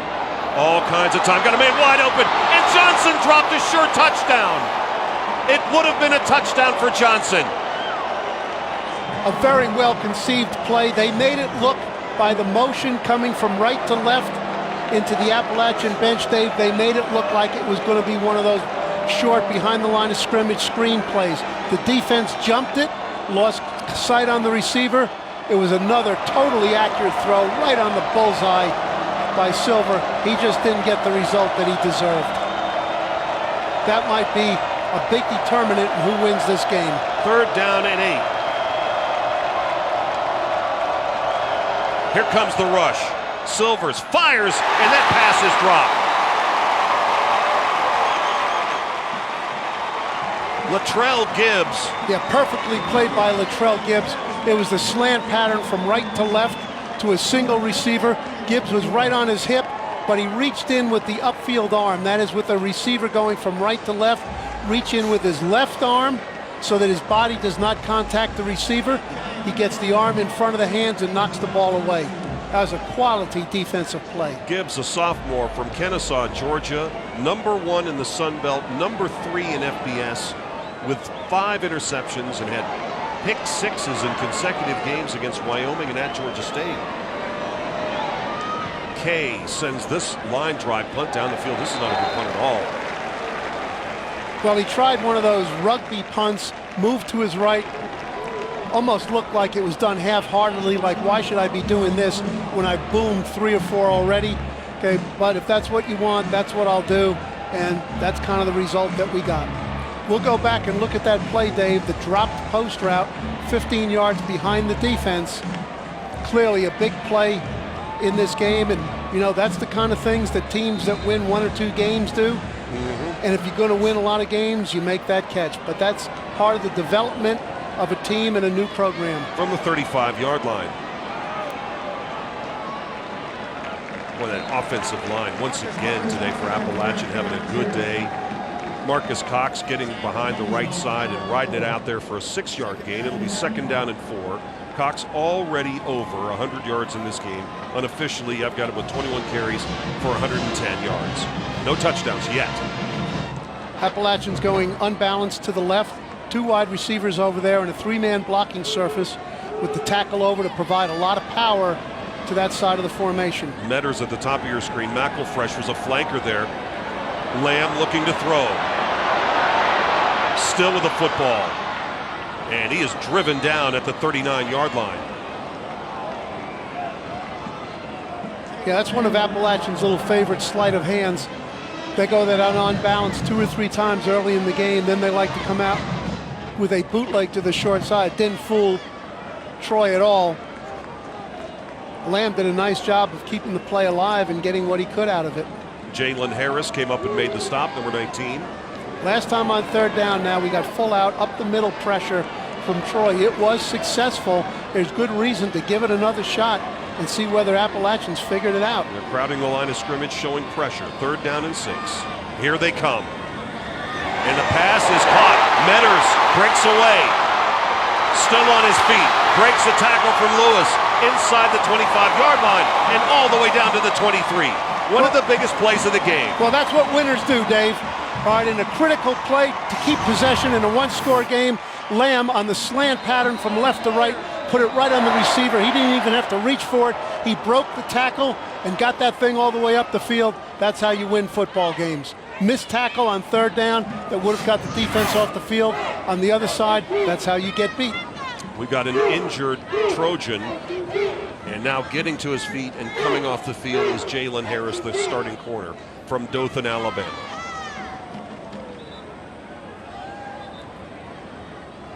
So Troy has been dealing with a lot of injuries on both sides of the ball in this game. We haven't seen Jarvis Bentley since he injured his right wrist or hand. And who knows, if Bentley had been available, Bentley might have been going deep on that pass. Instead it was Johnson, and he dropped a sure touchdown. 1st and 10 for Appalachian from the Troy 23-yard line. And a sack. That's a rare occurrence. Just the 4th time all season that offensive line has allowed a sack, and it was Seth Callaway, the sophomore from Ozark, Alabama. Coach Vic Koenig, the defensive coordinator, used his scouting report well on this play, in that Appalachian has shown a tendency all year long, Dave, to run that bootleg to the right in the red zone. He brought pressure off the slot and was able to get the sack. Huge loss, 9-yard loss, 2nd down and 19. Cox to the short side, and he's driven out of bounds at the 29.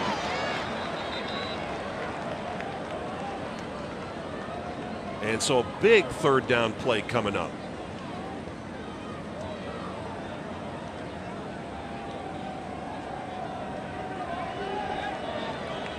Here's a flag down on the play. Holding, offense, number 73. You know, Dave, this year we have 8 officials 2nd down. instead of the 7 in previous years. And the other official in the backfield, I think he's called the center judge. Well, if Cox is might lead the Sun Belt in yardage gained this week, the center judge in this game is going to lead the Sun Belt in flags thrown. So glad to have another official out there. Well, now the line of scrimmage is all the way back to the Trojan 39. The Apps are out of field goal range for the moment. Lamb brought down near the 35-yard line.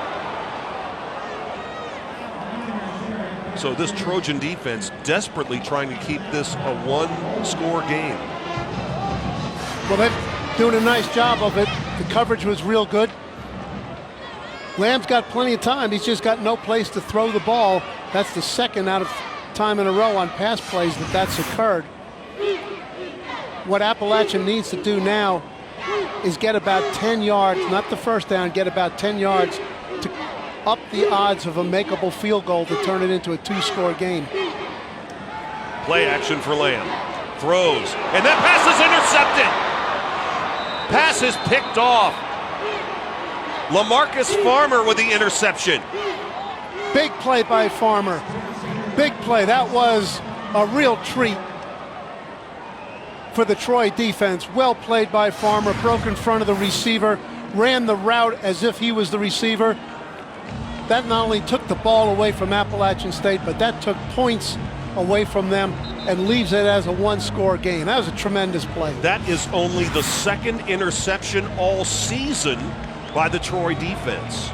This is a defense that's only created 6 turnovers all year, but they get a big one there. Well, they've got 2 in this half. They've gone empty. In all likelihood, this is a pass, probably an intermediate level pass. Silver's back to pass. Into traffic, incomplete.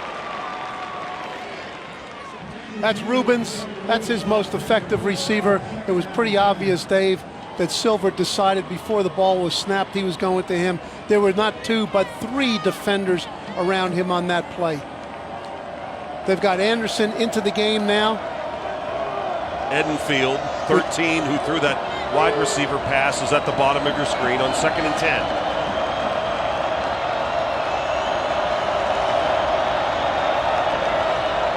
Edenfield's position in the backfield would indicate he's possibly in there as an additional pass blocker. But we'll never find out on this play.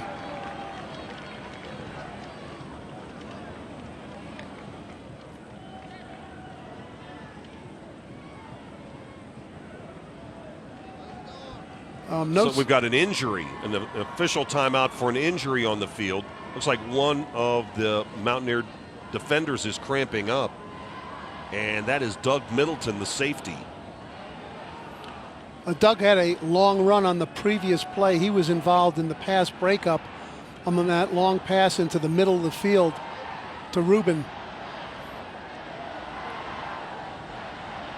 As we come down into the final 8 minutes of this very closely contested game, Dave, and timeouts are a valuable asset.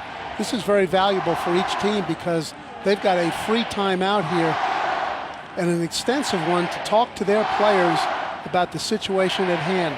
You know what we saw a moment ago, some Trojan fans who made the trip up here to Boone from Troy.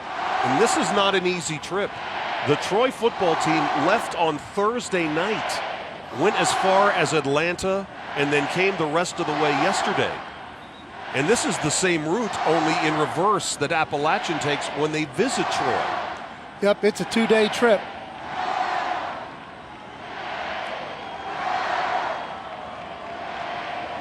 So we are set for play here.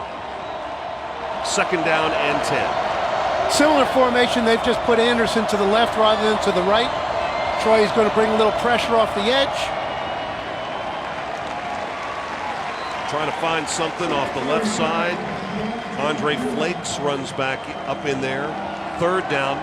Flakes has seen a lot of duty today after Brandon Burks turned an ankle in the first half. Burks has played, but he's not been nearly as effective as he was before the injury. 4th wide receiver comes in, so Appalachian puts some pass rushing personnel in. They've got their nickel defense in. Silver's hit as he throws, but that pass is caught up at the 45-yard line, and that's going to be a 1st down.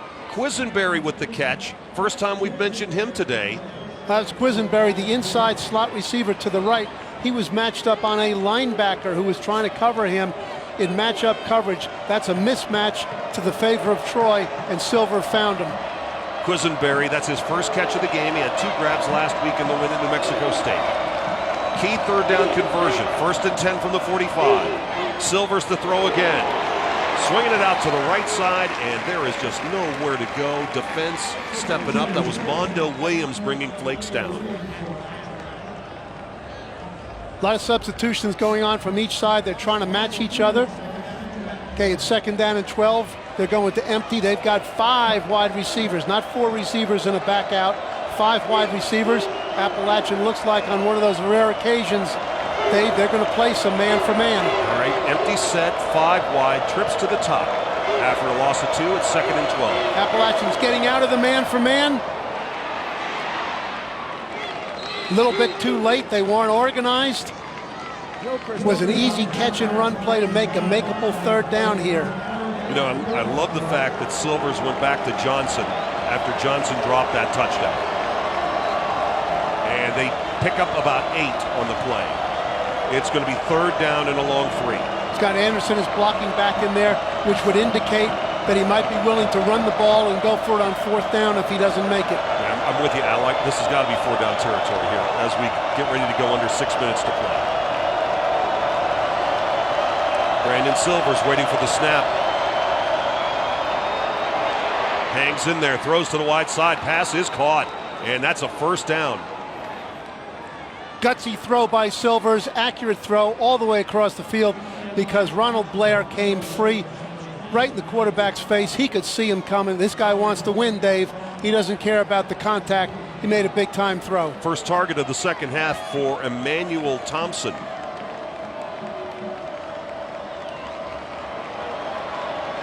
First and 10 for Troy at the Appalachian 43.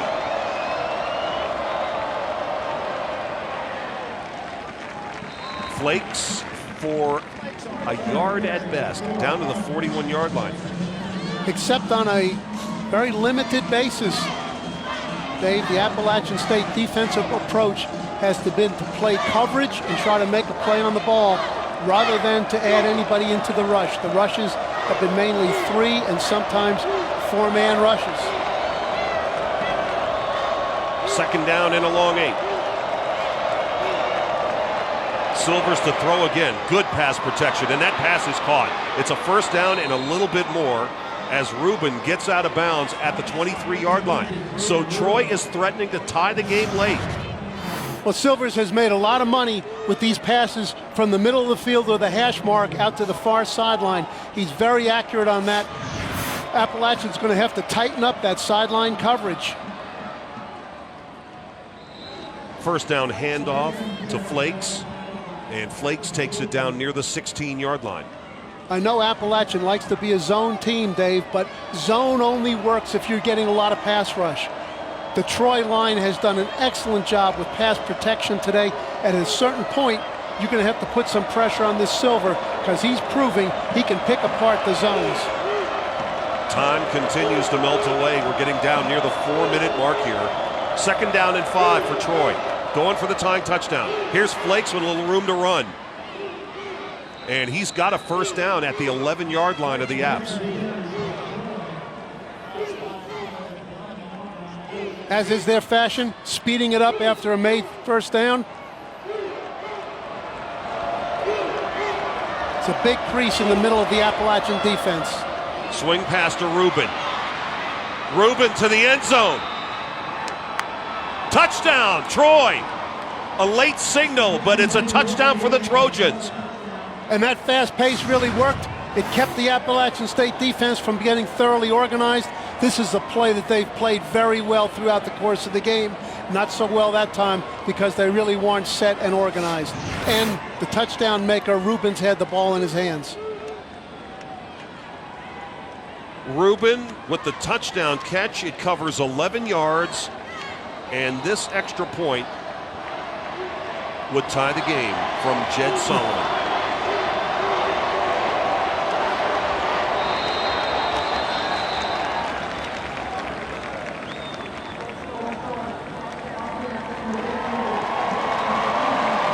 So moving back 5, a false start. They have 11 minutes of football to go. You said, hey, this is fun. Okay, there's a lot of football going on out there. But we're just having more and more fun, and we got plenty of time left. After the false start.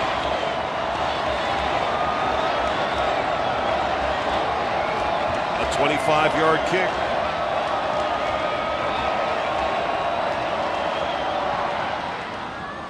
And it's good. You know, this Brandon Silvers at quarterback, imagine, he's got 3 more seasons to play after this one. So Troy with a good-looking drive. Rubin with the touchdown catch. Tied at 31, getting left. 3:49 to go, fourth quarter. Appalachian and Troy all tied up at 31. The sun is down. The temperature is starting to drop. But things are heating up here at The Rock. And the energy is high over there on that Troy sideline. These players, you know, over the last 2 years, they've had some tough times. They can see brighter times. They haven't had so much fun in a long time. Solomon with the kickoff. Through the end zone for a touchback, so Appalachian will start at their own 25-yard line.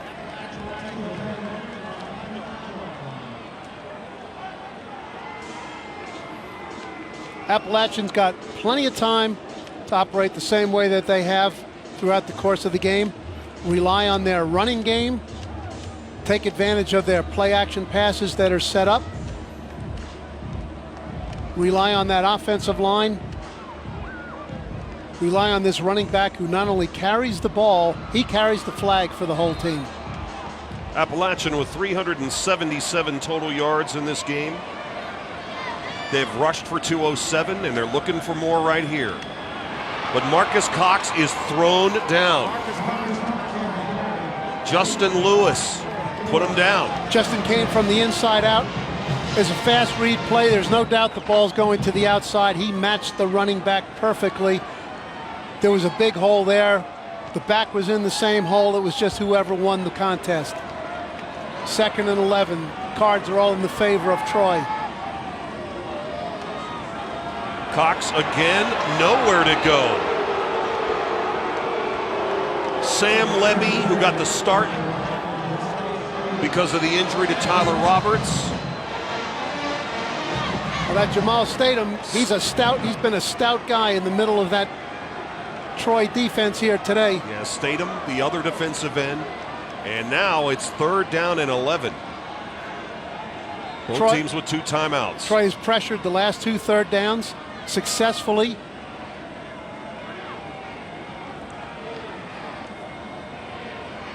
They're trying to change their look as Lamb assesses the defense. Rushing 4. Lamb hit. Down. Levy again.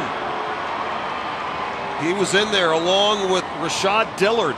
Well, they did something with Levy that time for the first time in this game. They only had 7 in coverage, but they only rushed 3. Now, that only adds up to 10. But they used Levy as a spy, in that Lamb had been able to escape some of the previous pressures. So they used Levy as a spy as the 4th rusher. And when Lamb tried to escape, he did his job. That's going to go officially as a sack. And we've got an offensive lineman, the left guard Parker Collins is down.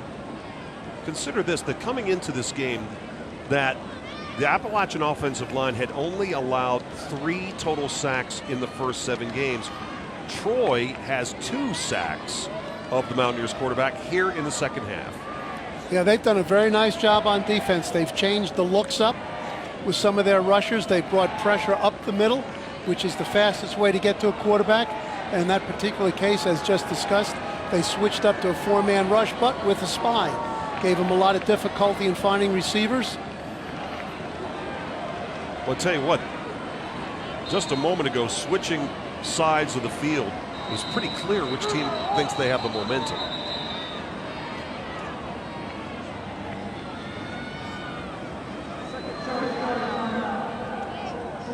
So Troy's going to take a timeout here now, and that's going to leave them with 1.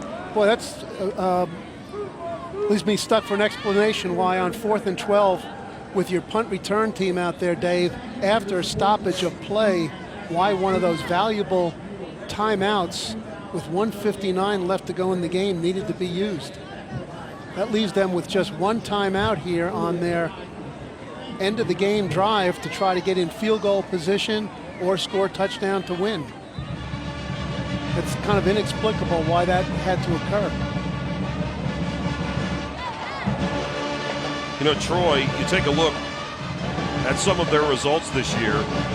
They've had some close losses. At home to Idaho, 19-16. Lost to South Alabama at home, 24-18. They were heavy underdogs in this game. Critcher back to punt it. Rubin with his heels at the 30-yard line. And look at this punt. Drives him all the way back to the 21-yard line. And Rubin trying to make something happen. Brings it back to the 35-yard line. So good field position for the Troy Trojans. We need a break. Less than 2 minutes to go at the Rock. We're tied at 31. Trojans have the football at their own 36-yard line. All tied at 31. 1:45 to go, 4th quarter. Swinging it out to Rubin, and there is nowhere to go. Outstanding defense for Appalachian. Firing through there and making the tackle was A.J. Howard. The Troy passing game has been very effective today, but not on that pass pattern. Okay, that's been an offer during the course of the game. They've had most of their success going up the field with the ball. Silvers 23 of 34 for 243 yards, a touchdown and 2 interceptions. Looking long here, incomplete. Pass was intended for Emmanuel Thompson. Yeah, unusual when it's closely defended. Dave, it was Latrell Gibbs out there. He's not the guy you want to pick on. It's to the wide side of the field against the corner here and the soft coverage that has been available throughout the course of the game. They've gotten away from the wide field out cuts that were so successful for them in the first half.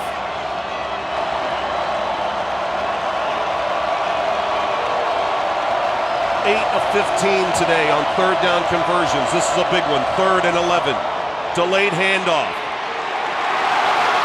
Flakes with a couple of initial yards, but he's going to be stopped shy of the 40-yard line. Big-time players step up in big-time moments, Dave, and that was Ronald Blair Okay, he's been prominent throughout the course of the game. He was on a full go rush up the field. He read the set of the offensive left tackle, that it was a draw play, fell back inside, and tackled, stopped what otherwise would have been a first down run.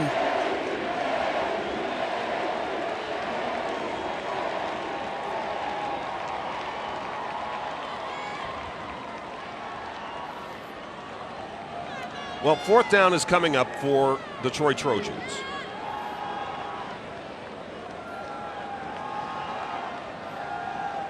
Troy has one timeout remaining. So, have you had an overtime game this year, Al? Have not. Neither have I. And I don't have dinner reservations, Dave. Guys, I'm enjoying this immensely, so it can go on all night. I'll be happy. Beathard is back to receive this punt for the ASU Mountaineers at the 22-yard line. Kay set to punt. Snap is good. Good punt. Oh, and that one will go into the end zone. But Dave, with 58 seconds to go and one timeout available for Appalachian State, here's a name for us to remember, and that's the place kicker, Zach Maddox. About a month ago, I forget the exact distance, but we saw Zach kick a long-range field goal. Gave Coach Satterfield the confidence to call on him in that type of moment, gave him the confidence to make that kick. That shortens the field immensely if all they have to do is get the ball to the 30-yard line for a legitimate try. Maddox is 7 of 8.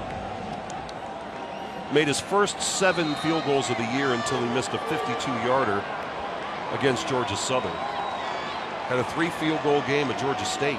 And we saw him run for a first down late in the first half against Wyoming. 1st and 10 for Appalachian at their own 20-yard line. They have one timeout left, 58 seconds on the clock. Lamb, flush to the wide side, throwing. Incomplete. Threw that one away. 2nd down and 10.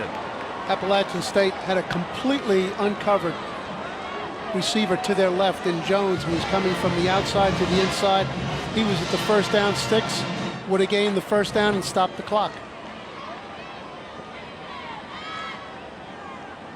It looks like the Troy strategy here is going to be to play zone, minimize whatever is caught, keep the clock running with a tackle after the catch. 2 wide receivers to either side on 2nd and 10, trying to set up a screen to Marcus Cox. Made 2 men miss, stays on his feet, and goes out of bounds near the 30-yard line, very close to the marker.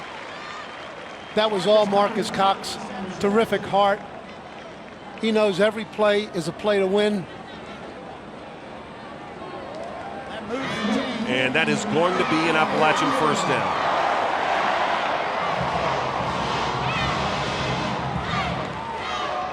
Guessing that the Apps need about 40 yards.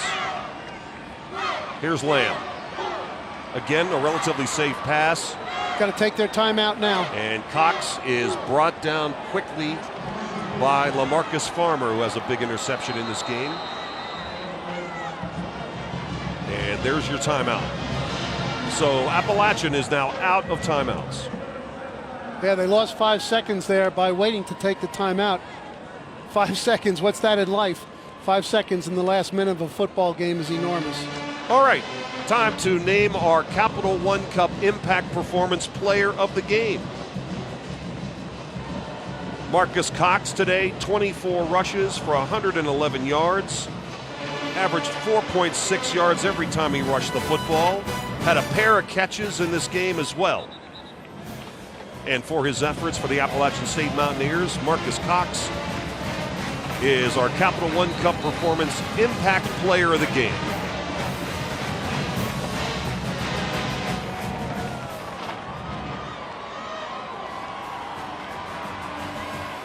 With no timeouts available to the Mountaineers now, Dave, the strategy for Troy State clearly becomes play zone, keep the quarterback in the pocket, let him get short completions, tackle him after the catch, and let the clock run out. Incomplete. Trying to get that ball to Sims McElfresh. was guarded closely by Demetrius Kane. So it's 3rd and 11.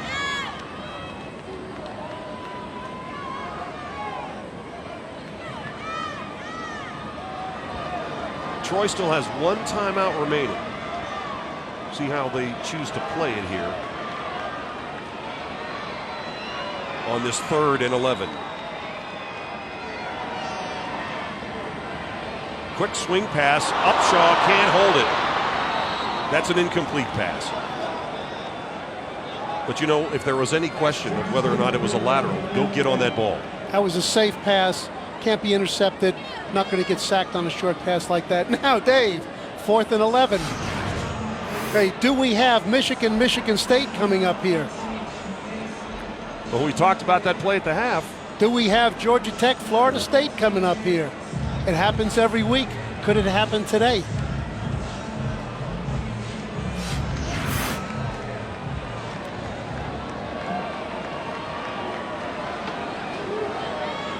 We'll see if Troy comes after this punt attempt by Critcher.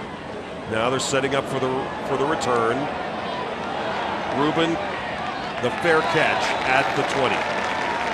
Now, what you probably want to do there if you're Troy, if you told the player to fair catch it, he could still drop it. So that's a circumstance, Dave. If you're thinking about every possible circumstance and managing the 2-minute, you don't even put anybody back there. Because now they're going to come out probably and take a knee, go to overtime. Well, if that was your intention, what if he'd have fumbled the ball and Appalachian had recovered? But those are the things. Look, this head coaching job, this is a complicated job. You've got a lot of things on your mind. Those are the kind of things that a first-time head coach learns from, as well as the players. And Neil Brown's done a really nice job of getting his team ready today. I'm sure everything that has occurred continues to build their trust and their hope in what he can contribute to them. Neither team has been in overtime this year.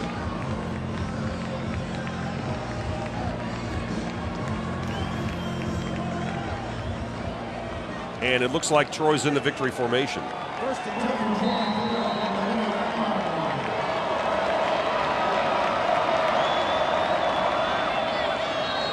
And so the clock will run out. And we will need overtime here at the Rock. Probably some fans, Dave, on their cell phone calling those restaurants and moving that reservation back. Or fans watching other games and calling their friends and saying, get over to ESPN3 pronto. Appalachian's in trouble at home. Overtime tied at 31. Saturday night in Boone, North Carolina, Sun Belt Conference action. Appalachian has won 9 consecutive games in conference play dating back to last year. They just snapped the previous longest streak a week ago Thursday when they beat Georgia Southern here in this facility. We are going to overtime. Appalachian State trying to run their current winning streak to 6 in a row. And it was against Troy last year. They had a lopsided win on the road, and since that time, they have been on a big-time roll. But this is a rejuvenated Troy team, as they're proving here tonight, Dave. And that rejuvenation has come through the energy and the enthusiasm that new coach Neil Brown has interjected with his air raid offense and his onside kick, big part of the game. Appalachian has won 12 of the last 13 games, and that streak started with a 53-14 win at Troy, October 18th, 2014. The only loss in that stretch for Appalachian was at Clemson. Well, there are not many games. Here's the key thing about going into the second half. Here's the onside kick that really changed the whole context of this game. Smart play, something that Coach Brown learned during his time under Mike Leach. But the point I was going to make there, Dave, is that there haven't been very many games, maybe other than against Clemson, who scored against everybody so far this year, where the Mountaineers have given up 31 points. And so that being the case, I would say anything can happen here in this overtime. Can't imagine how warm that bacon costume is. All right, so the captains will meet at the center of the field. One coin toss, 3 options: offense, defense, or which end of the field you want to play on. Okay? Each team will have a chance to be on offense. If we then go into overtime, we'll switch choices. This is the only coin toss we'll have. If you go into 3 overtimes, you must go for 2. Everybody understand? Heads, tails. Heads, tails. What's your choice? Tails. Tails is his choice. We drop it, we do it again. It is heads. You've won the toss. We want defense first. You want to be on defense. You're on offense. You want to go that way. Okay. App State has won the toss. This is a Elected to go on different defense. circumstance and a different strategy, Dave, than the start of the game.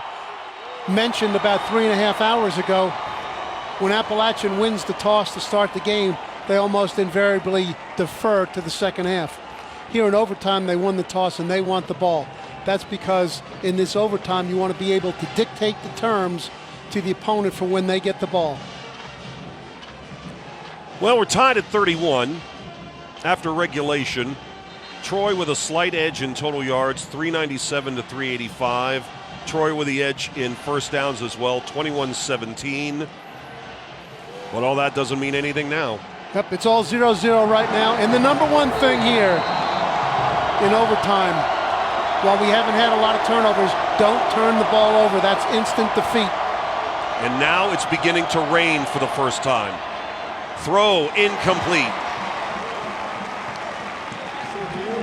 Silvers was trying to get that to Rubin down at the 5-yard line. They could not make the connection. Second down and 10. That was the same wheel play off motion across the formation by Rubin that they hit wide open earlier in the game. Shows that the Appalachian State coaches were attentive to it with their defensive players.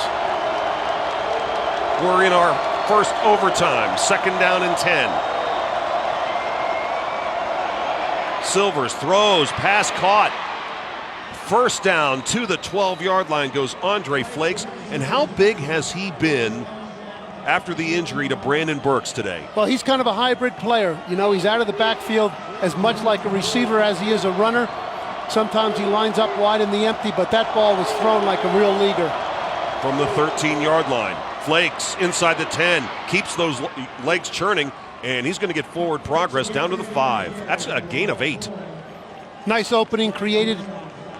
You know, this up until this game here, Dave, Troy had been using 10 offensive linemen. They've cut it down, and that's given them more efficiency. Flakes spun around like a pinball in there and spins down to the 3, and that's it. His Troy offensive line has really grown up today. Not only on the running game, but the protection, as we saw on that pass to Flakes. The protection today has really been terrific. Alex Gray, Jr., defensive back, is down for Appalachian.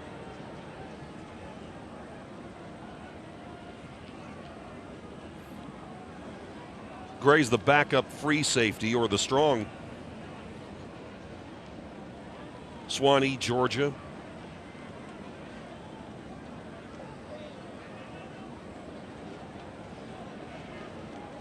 And the way they're massaging that leg, that left leg, it looks like it might be a cramp.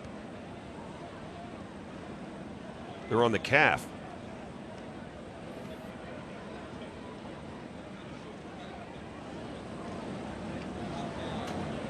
Obviously, Appalachian will get a chance at the football no matter what happens with the Trojans' drive here to start overtime. But they've clicked on a couple of plays, and Flakes with a good run. Right now, the Trojans setting their second and goal at the 3-yard line. Dave, the Sun Belt has a number of very exciting young quarterbacks. 2 of them are in this game today, Taylor Lamb and Brandon Silver. But certainly no team can be more excited about their young quarterback than Coach Neil Brown and the Troy football program is about Brandon Silver. So Lamb is up and on his way to the sidelines under his own power. That's good to see. When we resume, Troy will have it 2nd and goal at the 3-yard line. This is the first possession of overtime.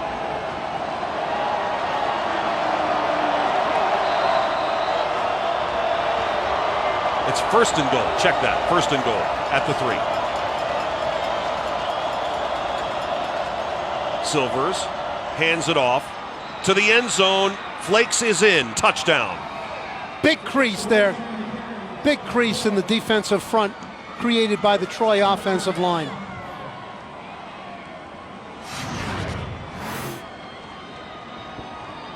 You see they turn the center. It's a really nice job by the center turning the nose tackle, the guard up on the linebacker. In this 3-4 defense, those linebackers have got to get downhill, and the guards have kept them from doing it most of the afternoon. Solomon on to add the extra point. It's up and good, and Troy has the lead for the first time today.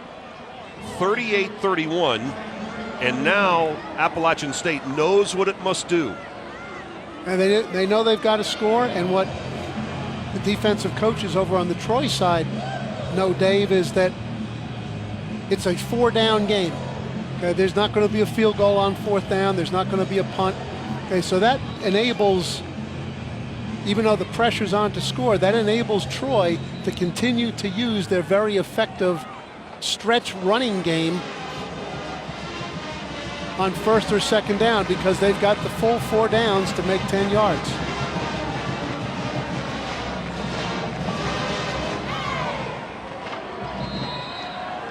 So Lamb gets under center, now in the shotgun formation from the 25. Lamb, play action fake, throws, flag is down.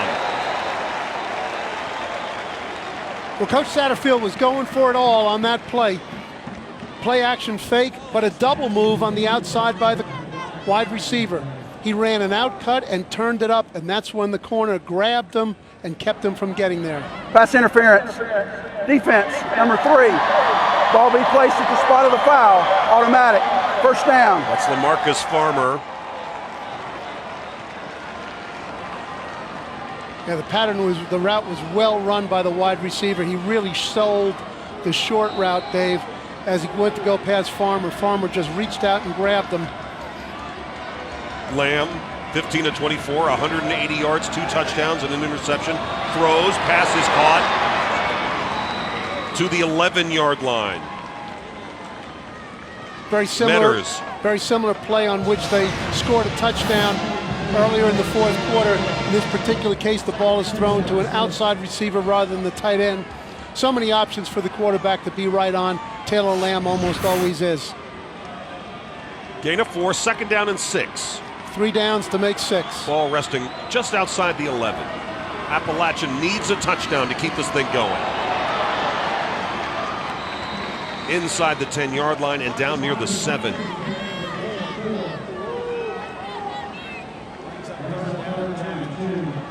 Two downs to make 2.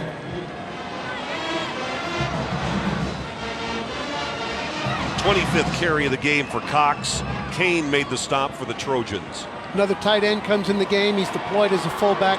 These tight ends are interchangeable. One on the line, one in the backfield. Lamb. And I don't think he has the 1st down. It's going to be 4th down and a yard. Taylor Lamb on the carry. Yep, rather than give the ball to their bell cow on that, Marcus Cox, who's had a great night, they elected to give Lamb the option. So Now, here's a chance for Troy to win the game right here in these with a 4th down stop. Dave, one of the things I used to write on the top of my game plan is think players first, then plays. So therefore, the first player I would think would be Marcus Cox.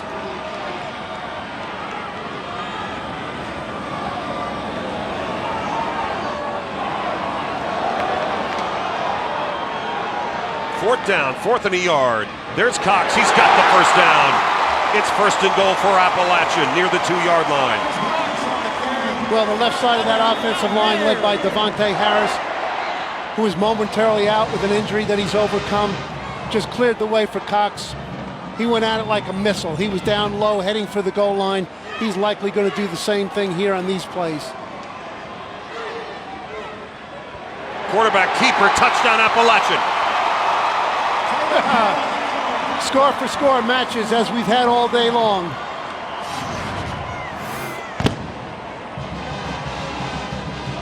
Same circumstance, not at the same play, but a similar circumstance to what we had earlier. Appalachian State knows that Coach Koenig is going to mass it up inside in those guard center gaps, so they use the tailback as a decoy, kept the ball with Lamb. Maddox with the extra point. It's up and good.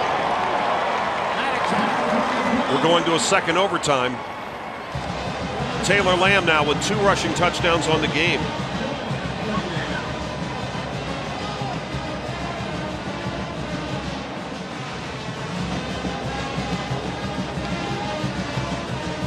And it looks like for the moment the rain has stopped.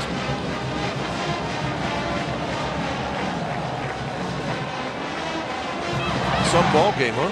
Terrific. Unbelievable game today. Some great play out there by individual players. Some slick coaching decisions made. Execution has been evident. Tactics have been evident. Crowd's been great. A lot of excitement.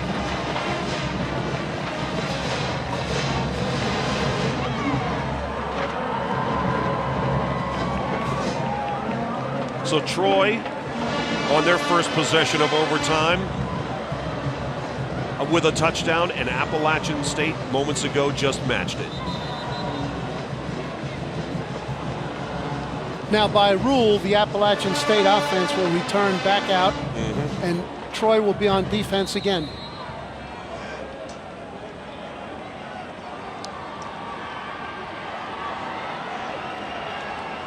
So here's an opportunity for Appalachian to take the lead.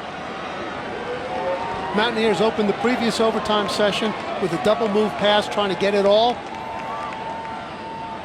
Lamb flags it down, throwing back to the near side, incomplete at the 12-yard line. Farmer able to knock that ball away from Cox, but we're going to have to check the flag.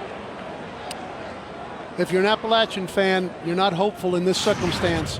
Okay, it looks like there's a hold on the player coming out to secure the bootleg. Holding. Definitely grabbed the tackle's Offense back, number 86. back of his jersey. 10 yards from the previous spot. Replay. First down. Levi Duffield. Dave, second only to a turnover in overtime. A major penalty like this is a real blow. Now the ball's back on the 35-yard line. 1st and 20. Pretty hard to score a touchdown. The odds are against you in this circumstance. Second overtime. Quarterback option, the pitch. And McElfresh takes it down to the 24-yard line. That's a gain of 11. Well, he's a similar player in a skill level to Rubin for Troy. Very good open field runner, crafty player. Got all of those 10 yards back plus a little bit. They're not in great position, but it certainly improved the odds here with that good play.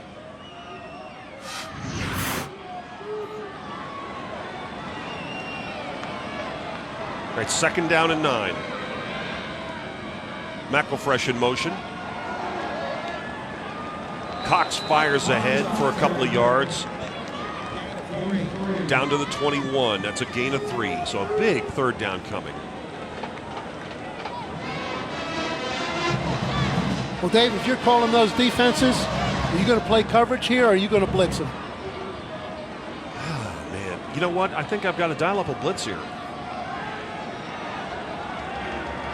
Looks like Troy might be thinking the same way you are. 3rd down and 6. Lamb pumps, throws. Troy, and I tell you what, Metters was open. Yep, Troy did bring the blitz. Appalachian did a nice job of picking it up. Metters ran a double move. That is a slant and go, what is referred to as a sluggo.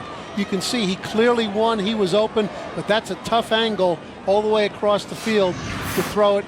Lamb was a little rushed, didn't get his feet set underneath him. This forces this critical field goal attempt. This will be a 38-yard attempt.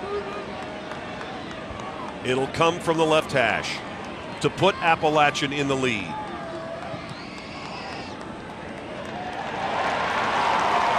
just snaked it inside the upright. That's really coming through for your team. He's made a lot of kicks at that distance, but that's not an easy one. A lot of pressure on a player in that circumstance. That's where some of those previous kicks give him the confidence to step up and just kick it. But now Troy knows they can win the game with a touchdown. They sure do. So Appalachian is back in front, and Troy gets set to get over the football at the 25-yard line, their second possession in overtime. What Troy also knows, Dave, while they might like to get the ball a little bit closer, they're already in reasonable field goal range. But they're going to start this set with an empty formation with 5 receivers, no backs out on the field. 3 receivers to the bottom of your screen. It's going to be a 3-man rush, 8-man zone against these 5 wide receivers. It's a quarterback keeper, and just a 2-yard pickup down to the 23-yard line for Silvers. Dave, what do you think Silver does best, run it or throw it? I would say throw the ball. I would say throw it too. Therefore, with 5 receivers out like that, okay, I would have had a pass play on if I went empty rather than a quarterback draw.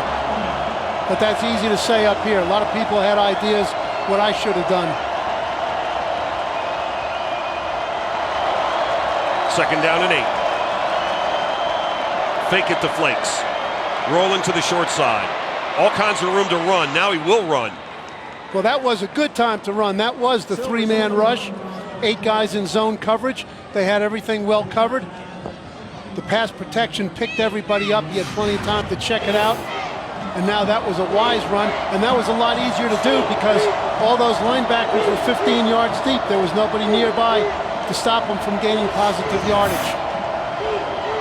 So it's going to be 3rd down and a yard.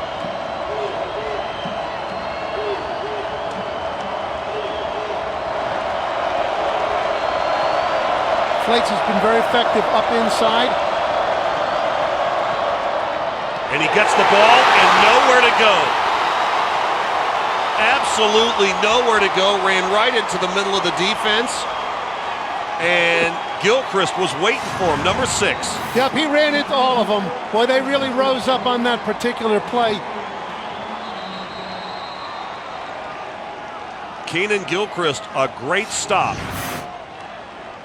Now, Keenan's game, he's not a big player. He's listed as an outside linebacker, Dave, but he's 6'3", 205. He's not a power player, but he's got quickness and skills. He's almost strong safety-like, and he used it on that play to slant inside, beat the offensive lineman clean, who should have been protecting inside gap first, caused the loss on the play. That is Ronald Blair down there on one knee at the 16-yard line.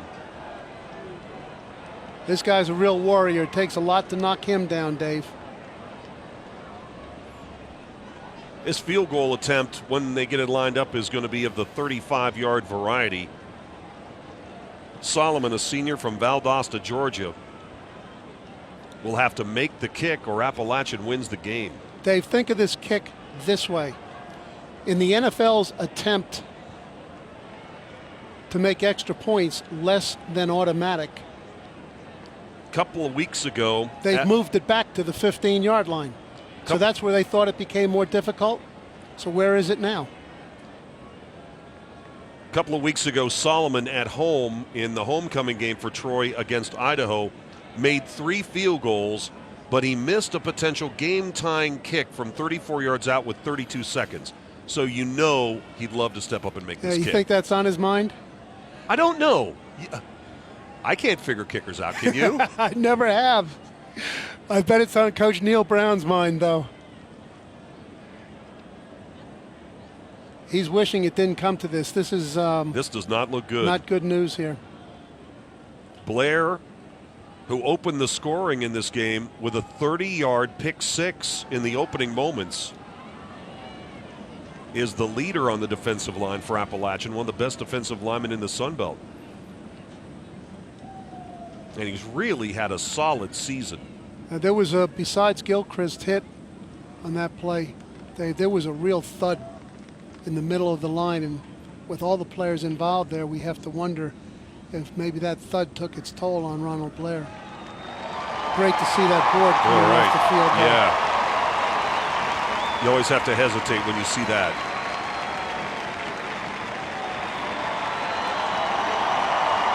And here he comes.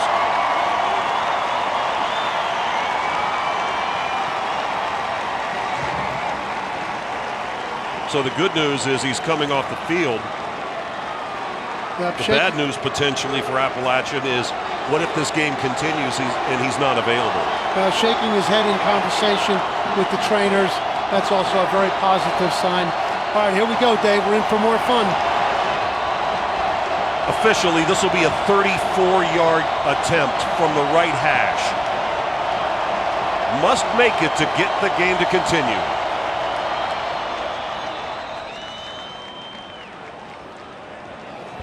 Well, Coach Satterfield called timeout, and as we were discussing, we don't know. You and I don't, because period. we've never figured kickers out. We don't know what's on the kicker's mind, but Coach Satterfield is going to assume that last attempt against Idaho is he's still thinking about it. And here comes the rain again. So always thinking about the snap, the hold. So many things can go wrong on a kick. Each team is allowed one timeout in overtime. So obviously Appalachian is out of timeouts for the moment. Some of those band members have been wearing their Halloween costumes now literally for hours. They're ready for the post-game party. They don't even have to change. So here we go. Solomon to keep Troy alive from 34. And he's got it. That not only is that good for the Troy team, that's really nice to see for Solomon, Dave. After that circumstance we described just 2 weeks ago against Idaho, you can see how happy his teammates are for him, happy for themselves too. They get to continue to play. Money kick by Solomon. All right, we're going to our third overtime, and that means they'll be going for two after touchdown scored. All tied at 41 in OT. All right, quickly back down to the field. We're in our third overtime, tied at 41. Second down and 5 for Troy. And there goes Burks. Burks. Now, you mentioned before when Ronald Blair came off the field, Dave, what a loss that was. And that's the left end position that they ran the ball over that is usually occupied by Ronald Blair. First and 10 now for Troy at the 13-yard line. We're in our third overtime, tied at 41. Two tight ends plus Burks usually means run. Not in this case. Silvers throws incomplete at the goal line. Boy, he had a lot on that ball, too. Yeah, he was dialing up the fastball, that's for sure. Intended for Emmanuel Thompson. For a young player, Dave, Brandon Silver has beautiful pocket mechanics. He keeps his feet underneath his shoulders. He steps into the throws with power off his front foot. He's got a clean delivery, no windup. Very impressive in his skills and his development. All right, Troy trying to go back in front.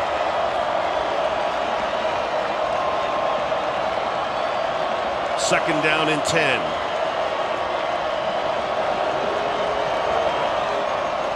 Burks, forget it. A yard at best, and it's going to be third down and long. Nathaniel Norwood from Hampton, Georgia, makes the stop. With Burks in the game, Appalachian played run all the way. They had 10 guys in the box. Now on a third down play, they'll surely go to one of their pass coverage circumstances. In the red zone, it'll be man for man or a matchup zone. Remember, in the third overtime, a touchdown scored, you must go for two. This is straight man for man, Dave. Silvers, no play action. Swing pass. And down inside the 5-yard line goes Flakes. And it's going to be fourth down and a yard. Yep, this creates one of those really well. It's just long enough here. I think the decision might be removed from Coach Brown. Well, it looks like he's going to go for it. Now he's not sure what he wants to do, Dave, so he's going to take the timeout. So he'll burn his timeout here. I don't know, Al. What do you think? This is a long yard to go. Now, part of what you factor in here, Dave, that we don't know is just what's the fatigue factor of his team. Exactly. Okay, I know that there are some coaches who have gone for it in this circumstance, not because tactically that was the thing to do, but because they felt like their team didn't have very much left. Yeah, that is something that you got to measure here, and it's also a symptomatic of, hey, if we can get this fourth down pickup, there's a very high percentage that we're going to get a touchdown, and we'll be able to get a stop. Correct. And he's opted to go with Solomon, which is certainly nobody could second guess him on this decision. Right. Kind of a tough angle, though. This is going to be coming from the right upright, from the right hash mark, rather. This will be a 22-yard attempt.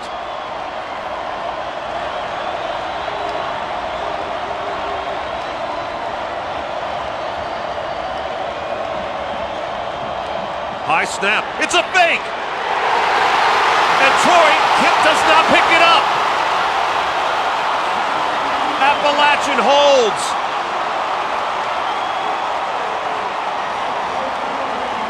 Appalachian was well prepared for it. They were going to get great push up the middle. There was nothing up inside there. Not only did it not fool one player, it didn't fool anybody. Dave, everybody was on it. Quisenberry never had a chance. So now all Appalachian needs to do is score. A score of any kind.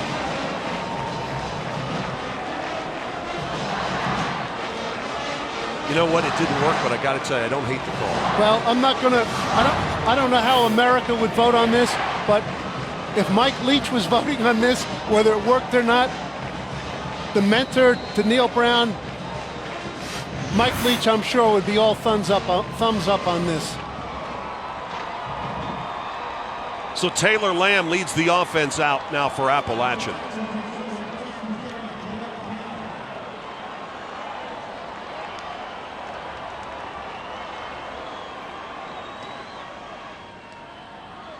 Marcus Cox.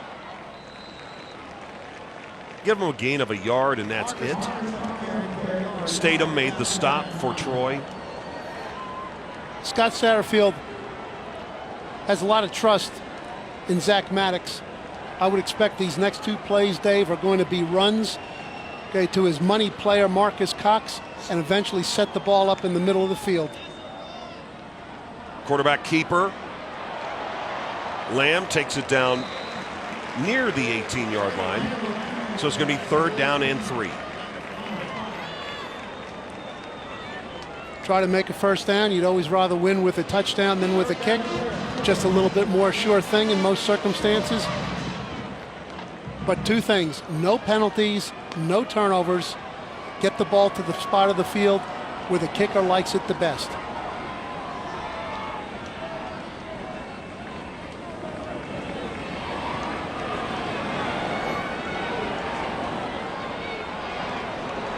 Play clock is down to 5. Cox broke one tackle and another inside the 10-yard line and down to the 5.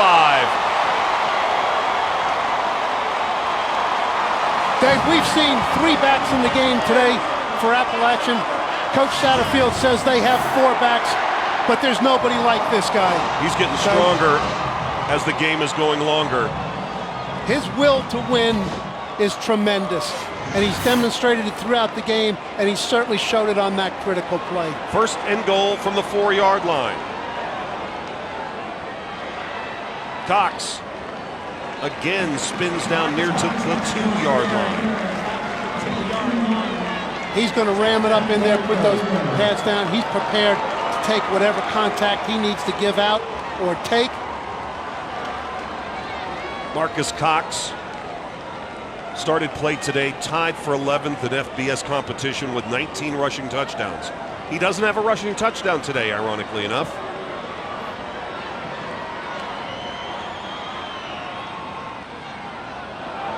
Quarterback keeper, and Statham was all over it.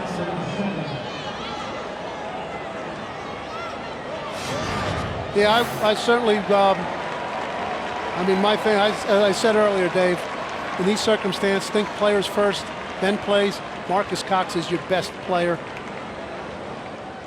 He got you down the field. Give it to him to get it in the end zone. In any case, they're in very good position here. They're going to kick it here. Maddox is on to win the game. This will be a 24-yard attempt. Good.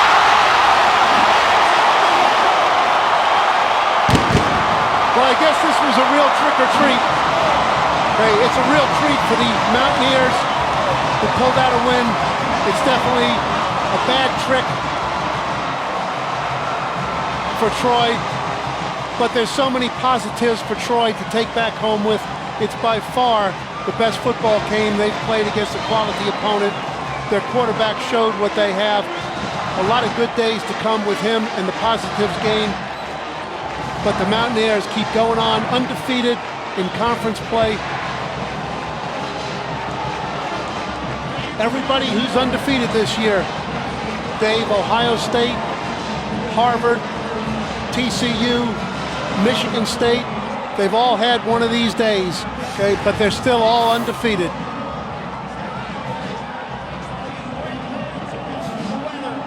College football, you gotta love it.